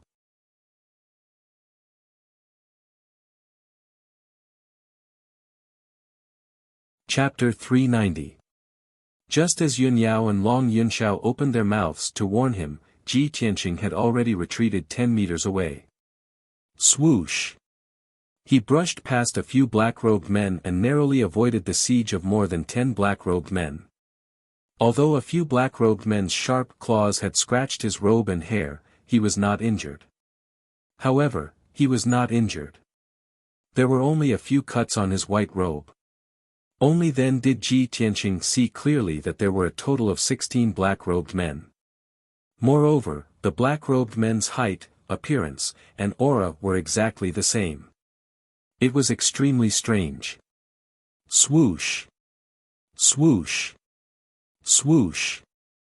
The 16 black-robed men's attacks all missed, but they immediately reacted and turned around to pounce on Ji Tianqing in unison. Their speed was even faster than before. This time, Ji Tianqing was already prepared. He immediately activated his majestic true essence and released 3 golden sword rays. He performed the first move of the flying star sword technique. Thousand Feather Blade. The 3 golden sword rays carried a sharp and domineering aura and attacked those black-robed men as fast as lightning. Swoosh! Swoosh! Swoosh! The 3 sword rays split into 9 and stabbed more than 200 black-robed men in the blink of an eye. The dazzling sword rays covered an area of 20 meters and illuminated the dark sky. Under the illumination of the golden light, Ji Tianqing finally saw clearly that the eyes of the black-robed men were filled with emerald-green flames. His body suddenly shook, and a hint of surprise flashed in his eyes. These black-robed men are not human. At the same time, 6 black-robed men who were not covered by the sword rays pounced over like ghosts and launched a siege without fear of death. Ji Tianqing was about to perform the flying star sword technique to block the attacks of the 6 black-robed men. At this time, Yun Yao and Long Yunxiao had already rushed to his side. Long Yunxiao raised his hand and slapped out a huge flaming palm, bursting with the power to destroy the heaven and earth, slapping towards the black-robed men. With a muffled bang, 2 black-robed men were hit by the flaming palm and burned on the spot. In the blink of an eye, the 2 black-robed men were burned to ashes and scattered on the grassland. Seeing this scene, Ji Tianqing was even more certain that these black-robed people were not humans, but more like ghosts or puppets. At this moment, Yun Yao and Long Yunxiao attacked at the same time and smashed the 4 black-robed men who had rushed to the front. After the 4 black-robed men collapsed, they spontaneously combusted and turned into black ashes that scattered across the grassland. In the blink of an eye, only 10 of the 16 black-robed men were left. The 10 black-robed men were stabbed by the 1,000 feather blade over 1,000 times, and their fates were too horrible to endure. 6 of the black-robed men were smashed into pieces by the sword light. After a burst of fire, they turned into black ashes. Among the 4 surviving black-robed men, one of them seemed to be afraid of the battle. With a swoosh, he dived into the grass and disappeared. The other 3 black-robed men did not know the difference between life and death, and rushed towards Ji Tianqing without any regard for their lives. The result was obvious. Ji Tianqing, Yun Yao, and Long Yunxiao casually attacked and smashed the 3 black-robed men into pieces and burned them to black ashes. 15 of the 16 black-robed men were destroyed, and only one of them escaped without a trace. Ji Tianqing and the others did not chase after him. They lowered their heads to examine the black ashes on the grass, hoping to find clues from them. After a while, Yun Yao spoke first, "There's no need to investigate. The 16 black-robed men just now are not living people. Someone used some kind of secret technique to create puppets with wraiths." Ji Tianqing and Long Yunxiao revealed a look of understanding. "I see. No wonder they were so ghastly." During the battle just now, Ji Tianqing used his spiritual consciousness to investigate the black-robed men's backgrounds. Unfortunately, he did not detect the black-robed men's strength and realm. He only detected the ghastly ghost Qi. He frowned and said with a serious face, "I don't know who wants to deal with us. They used wraiths and secret techniques to create puppets, and they all have the strength of the 7th level of the Tongxian realm." Long Yunxiao's face was also a little gloomy. He shouted in a dignified tone, "It's most likely the damned demon clan. They found out about our whereabouts and set up an ambush here. I didn't expect that the cruel and bloodthirsty demon clan would not only cause trouble in the Central Plains, but also in the territory of the human race." Yunyao pondered in silence for a while. Then, she shook her head and said, "It's too early to make a conclusion now. This kind of secret technique to create puppets with wraiths should be some kind of incantation. Not only the demon clan is proficient in it, but some evil sects and forces also know how to use it." Ji Tianqing nodded in agreement and said, "Senior sister is right. This is a key clue. We can investigate from the people who are proficient in incantation." Yunyao also nodded and said, "Fortunately, there are very few people who are proficient in incantation. As long as we investigate with all our strength, it shouldn't be difficult to find the truth." Long Yunxiao could not help but feel a little jealous when he saw the two of them echoing each other and maintaining the same point of view. However, he did not show it. He quickly suppressed those distracting thoughts and focused his attention on the investigation and the mission to exterminate the demon clan. Not long after, night fell. Ji Tianqing hurriedly led Yunyao and Long Yunxiao to the side of the black stone tablet in the grassland. He took out the atlas badge and placed it on the black stone tablet. Then, he silently injected his true essence. The stone tablet immediately lit up with a silver light and emitted a powerful formation fluctuation. Soon, Flame Spirit City's great protective formation was activated. The scene in front of the three of them changed. An ancient black city appeared out of thin air on the originally empty grassland. The enormous city gates were tightly shut. The three of them walked together toward Flame Spirit City's gates. At the same time, in the haunted house in the western district of Flame Spirit City. Whoosh! A skinny black-robed man suddenly emerged from the ground and appeared in the dark secret chamber. Granny Ghost and the Blood Demon King had been waiting quietly in the secret chamber. When he suddenly saw the black-robed man appear, the Blood Demon King's eyes immediately revealed a strong sense of anticipation. "Granny Ghost, quickly take a look at the results." Granny Ghost's left hand formed a seal and her right hand shook the snake-headed walking stick, casting a secret spell. Suddenly, the black-robed man's ghostly fire eyes flickered violently, as if he was conveying some kind of message. Granny Ghost silently sensed for a while. Then, she gently shook her head and sighed. "Those three little bastards are quite strong." The phantom puppets could not find the results and were all scattered. As she spoke, she formed another seal and shook the snake-headed walking stick to cast a secret spell. The black-robed man suddenly twisted and turned back into a scarecrow with a whoosh. He quietly lay on the stone table. The Blood Demon King stared at the scarecrow with a look of deep disappointment. Suddenly, he saw a faint trace of black on the yellow scarecrow. "What is this?" He frowned in confusion and instinctively looked down. Only then did he realize that there was a strand of black hair on the scarecrow. He reached out and twirled the strand of black hair. He muttered to himself, "A strand of hair on the puppet's body? Whose hair is this?" Hearing this, Granny Ghost's gloomy eyes suddenly emitted a faint green light.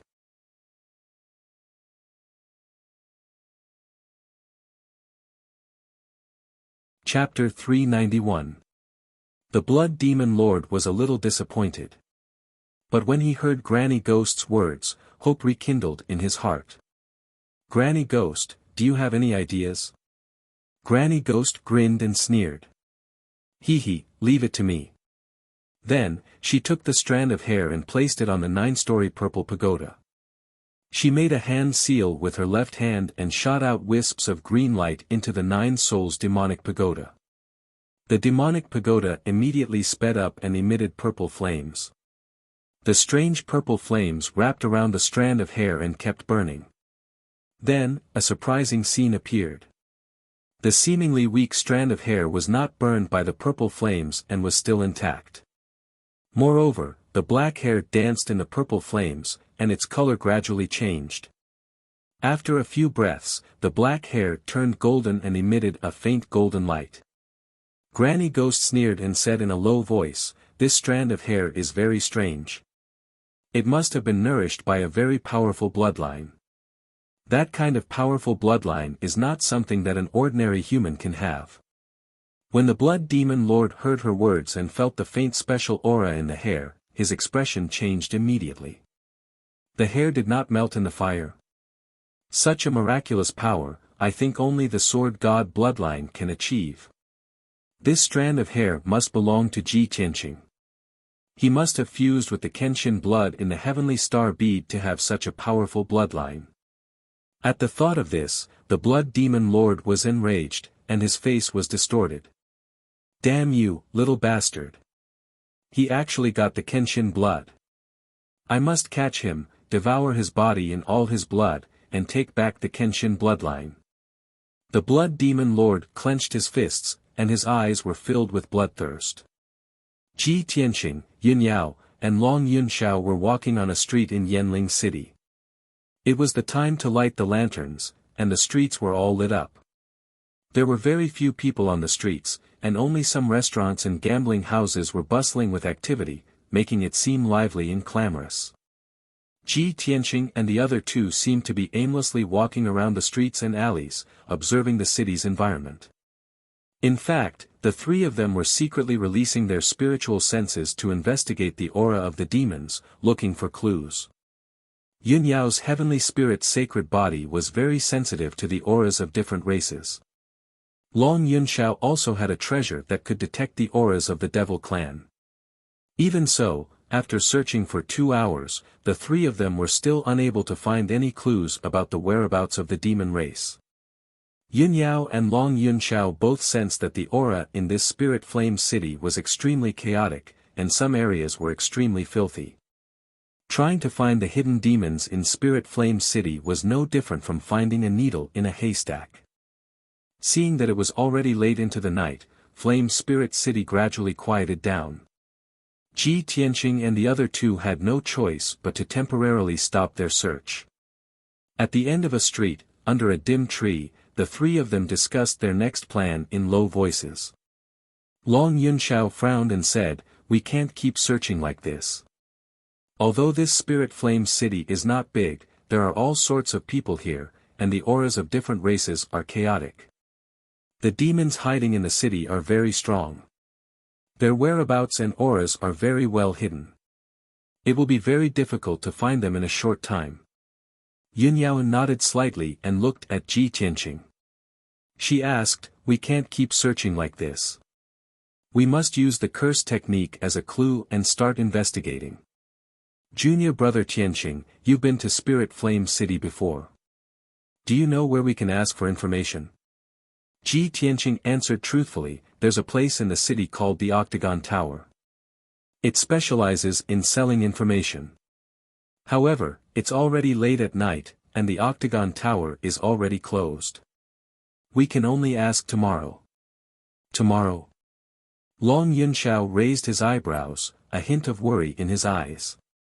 "We're out in the open, while the enemy is in the dark. We must move quickly, lest something unexpected happens." Hearing his words, Ji Tianqing immediately had an idea. With a serious expression, he said, "Besides the Octagon Tower, there's another place where we might be able to get information. Come with me." After that, Ji Tianqing led Yun Yao and Long Yunxiao to the East City Market. The East City Market was the most prosperous area in Spirit Flame City. Even though it was late at night when there were few pedestrians, there were still many shops in the market that were open with lights on. After Ji Tianqing led the two into the East City Market, they went straight to the Heavenly Eagle Casino. The magnificent Heavenly Eagle Casino was as brightly lit as always. Countless gamblers were having a good time, and there was a constant buzz of noise. As soon as the three of them entered the main hall of the casino, a middle-aged man in black came to greet them. Ji Tianqing remembered that this person's surname was Tian. He was a deacon in the casino. He did not beat around the bush and directly told Deacon Tian the purpose of his visit. He asked to see Manager Lei. Deacon Tian also recognized him.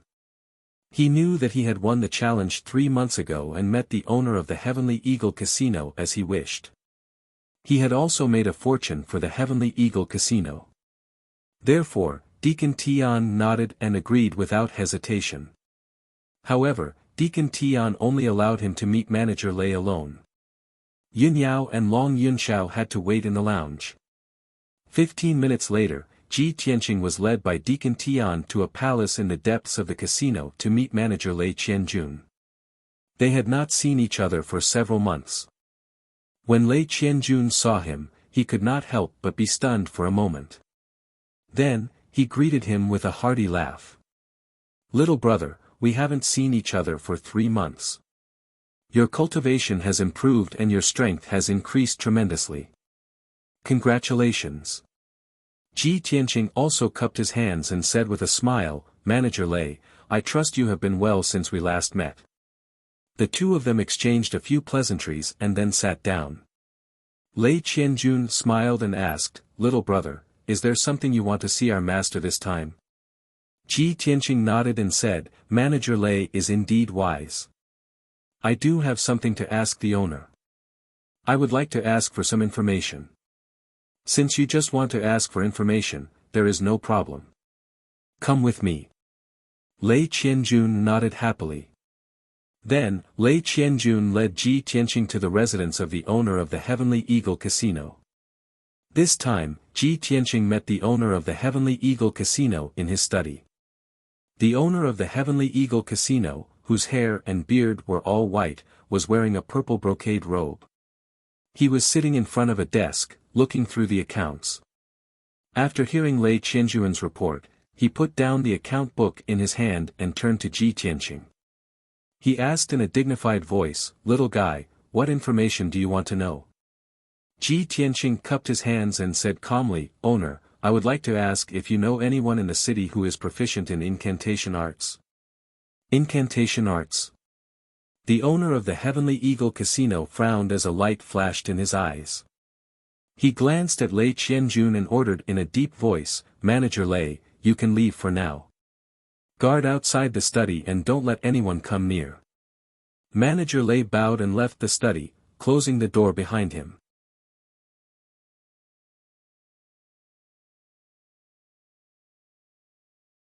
Chapter 392.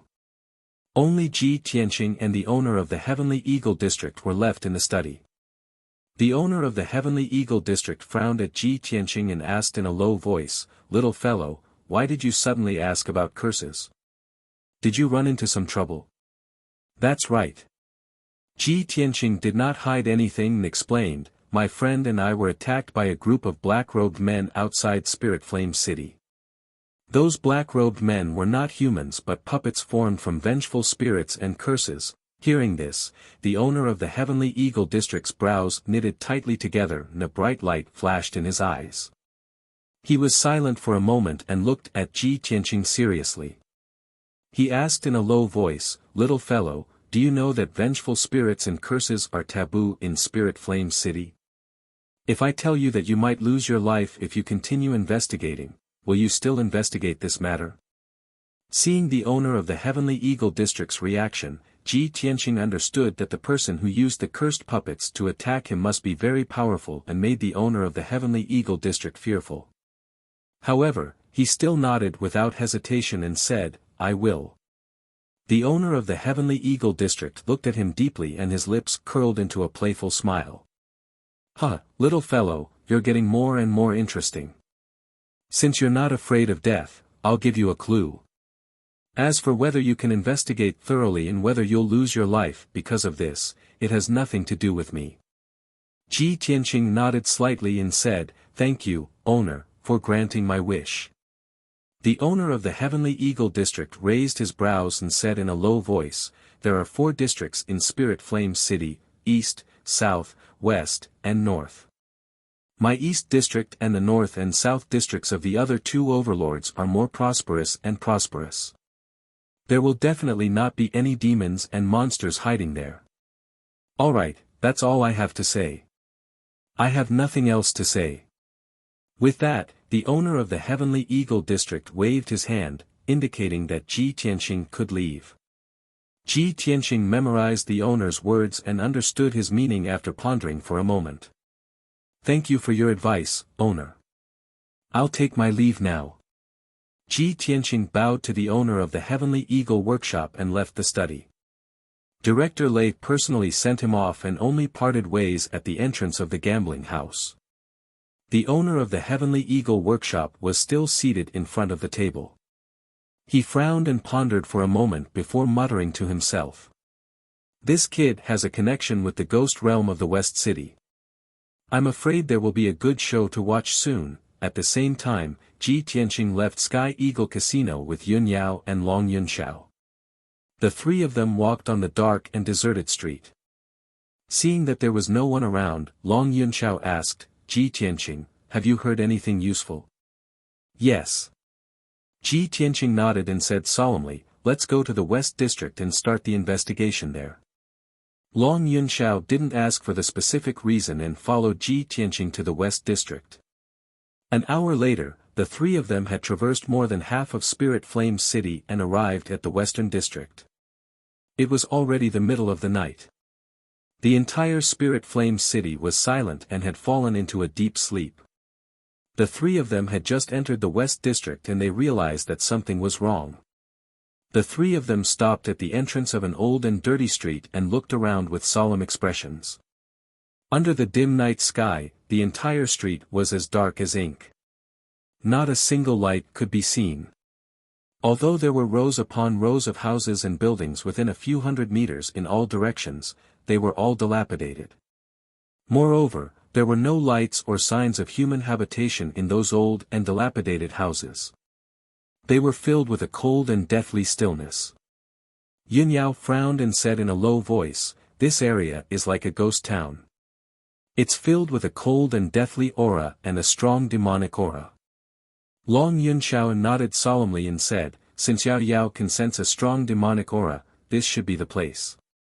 Ji Tianqing's sharp eyes observed the surroundings and reminded them in a low voice, this place is very strange.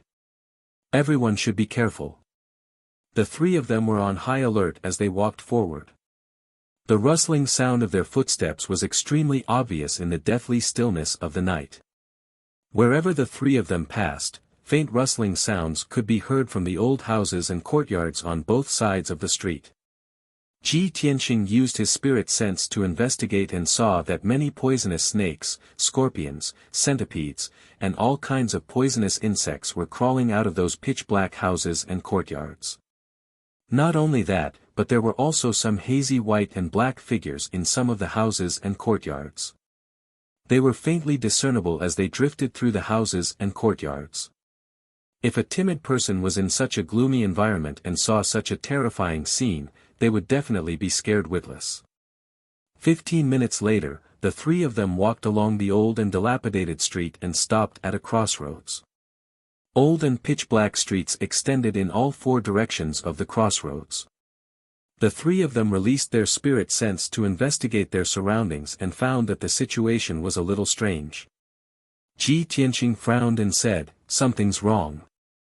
The streets on all sides of this crossroad seem to be exactly the same.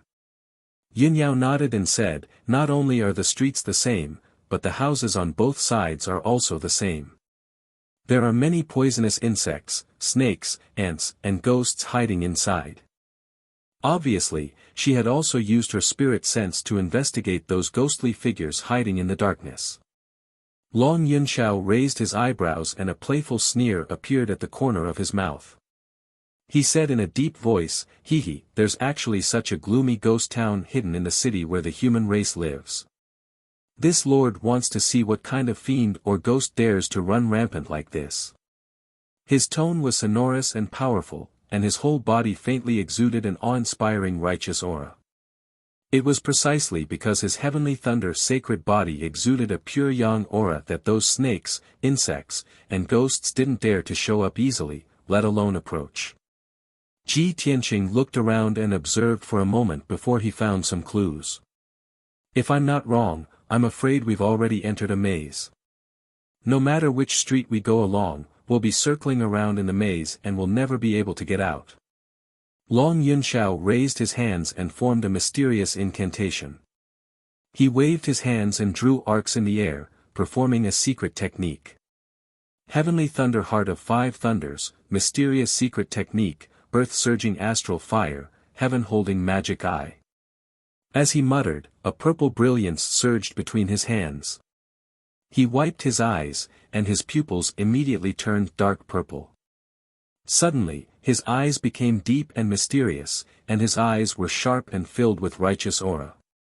He looked around and immediately saw thousands of light veins faintly appearing in the night sky. They were as dense as a spider web, condensing into a maze. There were also wisps of dark green flames floating in the night sky. In the dark corners of the surrounding streets, as well as in the depths of the ground, there were countless white skeletons hidden. Even the slowly wriggling venomous snakes and insects in the houses on both sides of the street were transformed from gray skeletons and ghosts. Seeing this scene, his face suddenly changed, and he said in a serious tone, "There's indeed a maze here, and it's a heaven prime maze. The area within a radius of 1,000 meters is covered by the maze. Who knows how many skeletons and ghosts are buried in the old houses and in the depths of the ground. The other party must have expected that we would come here, so they set up this maze in advance, waiting for us to walk into the trap."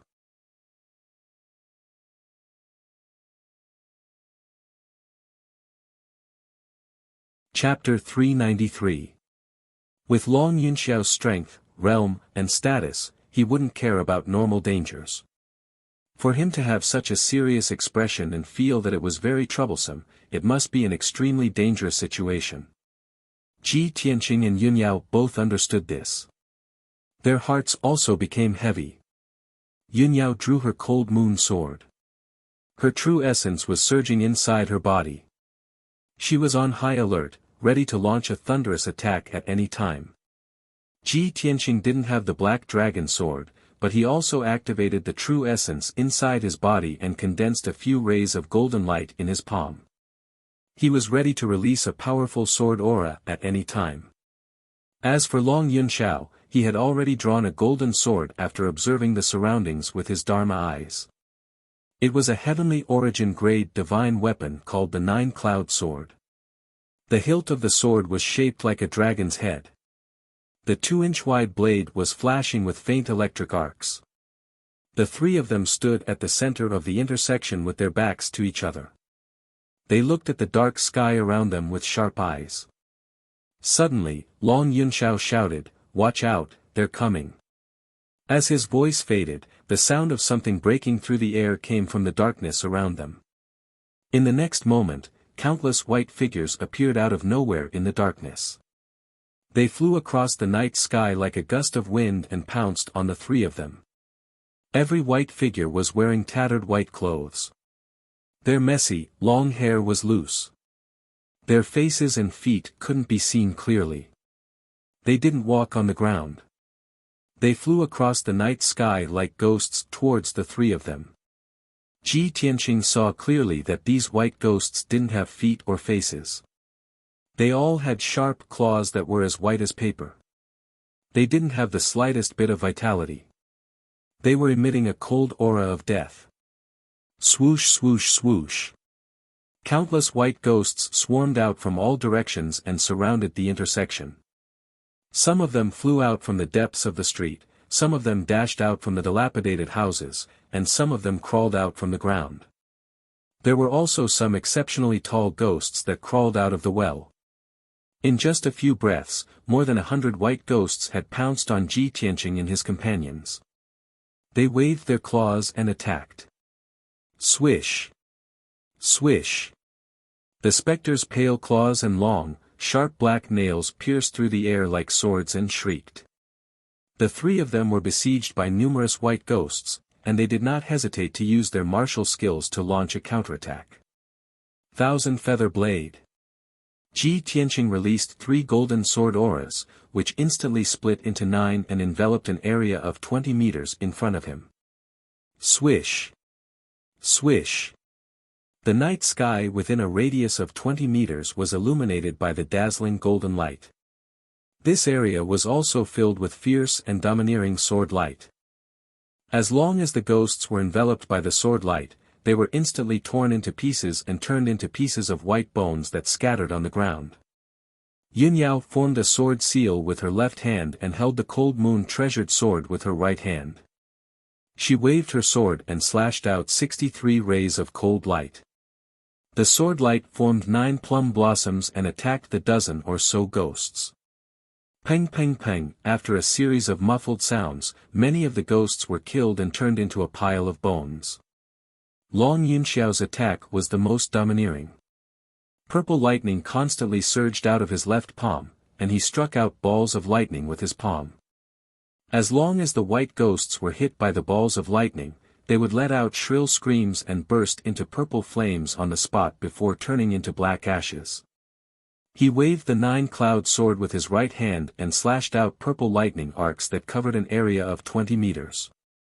Many of the white ghosts that were hit by the purple lightning arcs would explode and be burned into black ashes by the pure yang qi. The 3 of them fought together and used all their strength to fend off the ghosts that pounced from all directions. They did not dare to relax at all. Although the combat strength of the white ghosts was only equivalent to a martial artist of the 7th or 8th level of the Tongxian realm, they were not flesh and blood. They were not made of flesh and blood.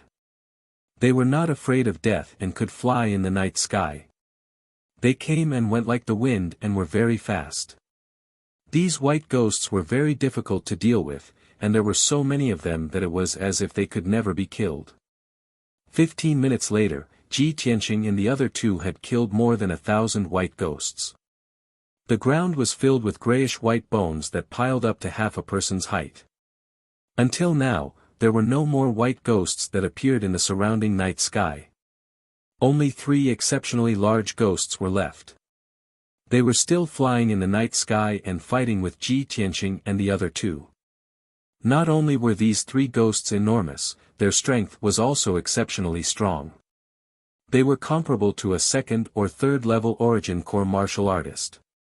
Compared to ordinary ghosts, the most obvious difference was that they all had a ghastly pale and hideous face. 2 balls of dark green flames flickered in their empty eye sockets. After the 2 of them exchanged over 100 moves, Long Yunxiao was the first to finish off his opponent. He relied on the heavenly lightning sacred body's pure yang qi and was completely unafraid of the ghost's sharp claws and deathly cold attacks. He slapped the ghost's chest with his palm and sent it flying. Its entire body was ignited with purple lightning flames. Taking advantage of the time when the ghost screamed and fled, he waved the 9-cloud sword and slashed out a 10-meter-long purple lightning sword light. With a bang, the ghost was cut into pieces. In the blink of an eye, the 3-meter-tall ghost was burned into black ashes by the lightning flames and scattered on the ground. At this moment, Ji Tianqing and Yunyao were still fighting with their opponents. Although their combat strength was slightly higher than the ghosts, they could only injure the ghosts. It was very difficult to quickly kill or destroy them. Moreover, the 2 ghosts were constantly striking out dark green flames and spitting out black deathly cold air. It was impossible to guard against. Ji Tianqing's left arm was burned by the dark green flames, and it was numb for a long time. His entire arm was unable to exert any strength. Fortunately, his bloodline strength was strong. After circulating his cultivation technique and recuperating for a moment, his left arm returned to normal. After Long Yunxiao finished off his opponent, he immediately went to help Yunyao and killed the ghost in 3 to 5 moves. It was only at this moment that Ji Tianqing used Crimson Dragon Flash to completely kill the heavily injured ghost and turn it into bones that covered the ground. All the ghosts were killed and turned into white bones and black ashes that covered the ground. Ji Tianqing and Yun Yao heaved a sigh of relief and hurriedly circulated their cultivation techniques to regulate their breathing. The fierce battle just now had consumed a lot of their cultivation techniques. Long Yunxiao looked into the darkness and hurriedly reminded them, "We can't stay here for long. Let's leave this place quickly. Otherwise, more ghosts and ghosts will attack us. Moreover, we have to investigate this formation as soon as possible and find a way to break it." Ji Tianqing and Yun Yao both understood this point and hurriedly followed him to the street in the south. The three figures quickly disappeared into the darkness. Not long after they left, the piles of bones on the ground at the crossroads strangely gathered together. With a "kacha" sound of friction, the millions of grayish-white bones actually condensed into a huge bone dragon that was emitting dark green flames all over its body. The skeleton bone dragon was more than 20 meters long and more than 10 meters tall. It had 2 skull dragon heads and a pair of dragon wings made of white bones. After it condensed and took shape, it twisted its body a few times and flapped its white bone wings, flying in the direction that Ji Tianqing and the others had left.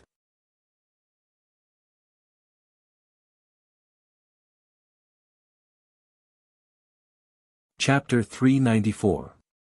In a dark courtyard house, Ji Tianqing and Yun Yao were observing the surroundings of the courtyard. Some poisonous snakes, ants, and ghosts that occasionally charged out from some rooms were easily killed by the three of them. Long Yunxiao utilized his Dharma eyes to observe for a moment before saying, "I've already investigated. There are the fewest ghosts hidden here, and it seems to be the foundation of the grand formation." Ji Tianqing shook his head instead and said with a calm expression, "No, this seems to be the foundation of the grand formation, but it's actually a void that was intentionally left behind by the person who set up the formation to deceive others.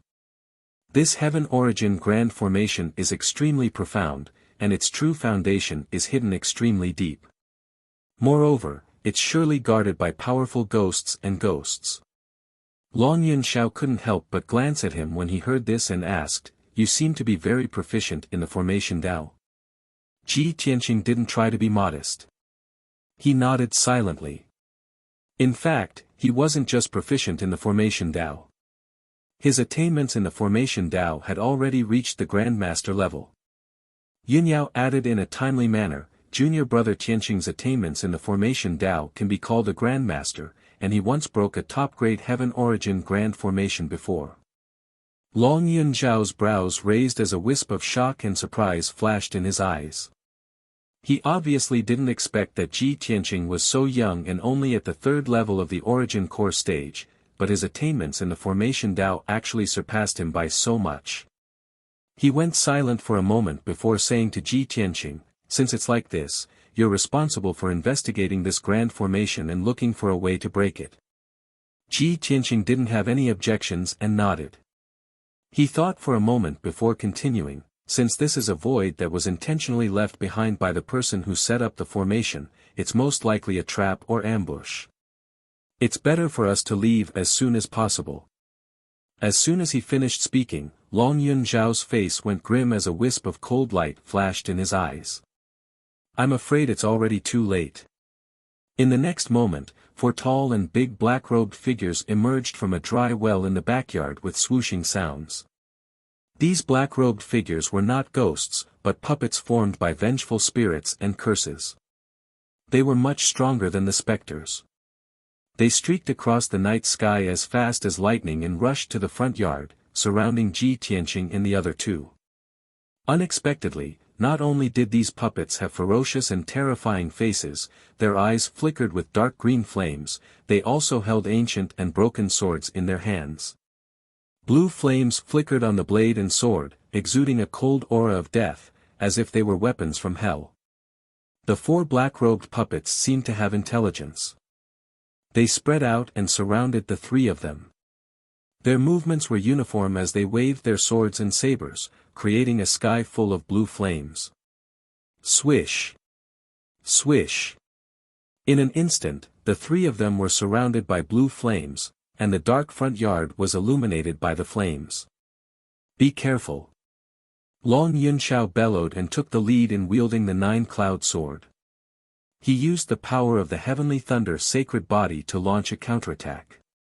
His left palm shot out a fist-sized ball of purple lightning, while his right hand swung the sword, sending out purple lightning bolts that filled the sky. His entire body was bursting with a powerful pure yang energy. Instantly, violent gales blew within the front yard and swept out in all directions. Boom! A ball of purple lightning struck the black-robed puppet, blasting open a large hole in its chest, and its black robe was ignited with lightning flames. The ball of lightning descended into the corner of the courtyard, instantly collapsing half of the courtyard wall and blasting open an enormous deep pit on the ground, causing dust and dirt to spray out into the sky. The black-robed puppet suffered a heavy injury, yet it seemed as if it didn't notice in the slightest, and it pounced towards Long Yunxiao without any regard for its life. Long Yunxiao hurriedly swung the 9-cloud sword, instantly slashing out 19 violet lightning sword lights before blasting the black-robed puppet flying, and half of its body was broken. But even then, the black-robed puppet still didn't know pain, and it fearlessly pounced over once more. Long Yunxiao's brows knit tightly when he saw this scene, and his mood became even heavier. Both of you be careful. The strength of these 4 black-robed puppets is comparable to a 7th-level origin core stage expert, and they're extremely difficult to deal with. Ji Tianqing and Yunyao's faces went grim, and their gazes became even more serious. The battle earlier had caused them to consume a great deal of true essence. With their current strength, it was utterly impossible for them to defeat a 7th-level origin core stage expert. Not to mention the opponent was a black-robed puppet, and it didn't have a body of flesh and blood, so its defense and speed were extremely formidable. Crimson Dragon Flash. Heavenly Star 5 Swords. Ji Tianqing released a 10-meter-long flaming sword light that fiercely charged towards a black-robed puppet with the might to pierce through everything. The black-robed puppet wasn't able to dodge in time and was struck by the Crimson Dragon Flash on the spot. Boom! Amidst a muffled bang, the black-robed puppet was blasted flying by the sword light. The black robe on its body burned with crimson-red flames, half of its arm was blasted into pieces, and a large hole was pierced open on its chest. But a large expanse of dark blue soul flames gushed out from its hands, and it instantly annihilated the crimson-red flames. It was even to the extent that it used its palms to clamp onto the enormous sword light, and after resisting it a few times, it actually crushed the crimson-red sword light into powder. Violent shock waves mixed with flames spread out towards the surroundings, and it blasted the surrounding houses to the point of collapsing and shattering, transforming them into rubble that covered the ground. Yun Yao's situation was practically the same as well. She swung the Frost Moon sword and slashed out 5 enormous sword lights, and it merely injured a black-robed puppet before being crushed by another black-robed puppet. The 3 of them resisted the attacks of the 4 black-robed puppets with all their strength, and they instantly felt as if they'd fallen into a quagmire and were unable to escape. 2 black-robed puppets entangled Long Yunxiao, whereas the other 2 black-robed puppets fiercely attacked Ji Tianqing and Yunyao, and they were beaten to the point of retreating repeatedly. The 3 of them were quickly forced to separate, and their situation became more and more dangerous. Along with the battle becoming more and more intense, the dazzling brilliance of true essence illuminated the night sky, and muffled bangs sounded out without end as the violent shock waves destroyed the house to the point of shattering. Ji Tianqing and Yunyao fought with the black-robed puppets for 100 breaths of time, and they were both injured. Yunyao was hit by a gust of black deathly cold energy, and she was sent flying a dozen meters away, falling into the rubble with blood flowing out of the corner of her mouth. Before she could escape from the rubble, a black-robed puppet had already pounced on her, and it slashed out a dozen dark blue sword lights, which enveloped the space above her head. She was about to be hit by the dark blue sword lights, and even if she didn't die, she would be seriously injured. At this moment, Long Yunxiao turned into a purple lightning and rushed over from the side, blocking in front of Yunyao. He swung his sword with all his strength, and the sword lights filled the sky, destroying the dozens of dark blue sword lights, and saving Yunyao in time. Meanwhile, Ji Tianqing and a black-robed puppet were fighting in the backyard. He was hit in the back by the black-robed puppet, and his whole body was enveloped by the dark blue soul fire, and he was ruthlessly smashed into a house, smashing several walls into pieces. Fortunately, when he was hit by the black-robed puppet's broken sword, a golden light shone on his back, and a golden battle robe appeared. The golden battle robe blocked the power of the slash, and he was unharmed. However, he fell into the rubble, and his body was buried by the rubble. His whole body seemed to be frozen, and he couldn't move. The eerie blue soul fire not only froze his fleshly body, but also nearly froze his soul, causing his consciousness to become muddled and blurry. At the moment of life and death, the Kenshin bloodline exploded with dazzling golden light, releasing a vast and mighty power that rushed through his body. When the dark blue soul fire met the Kenshin bloodline power, it was like ice meeting the sun, melting and disappearing instantly.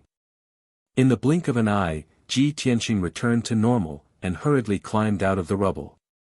He was looking around for the black-robed puppet, and then he saw an enormous bone dragon standing in the rubble in front of him. It was a bone dragon with 2 dragon heads and a pair of bone wings. Its 4 eyes were dark blue soul fire, and its body was surrounded by dark green flames, giving off an extremely powerful aura. It looked down at Ji Tianqing from above, as if it was an evil spirit dragon that had walked out of hell. You're tuning in to the Han Li's Wuxia Chronicles YouTube channel. We're so grateful for your support, and don't forget to subscribe to join us on this incredible journey through captivating stories.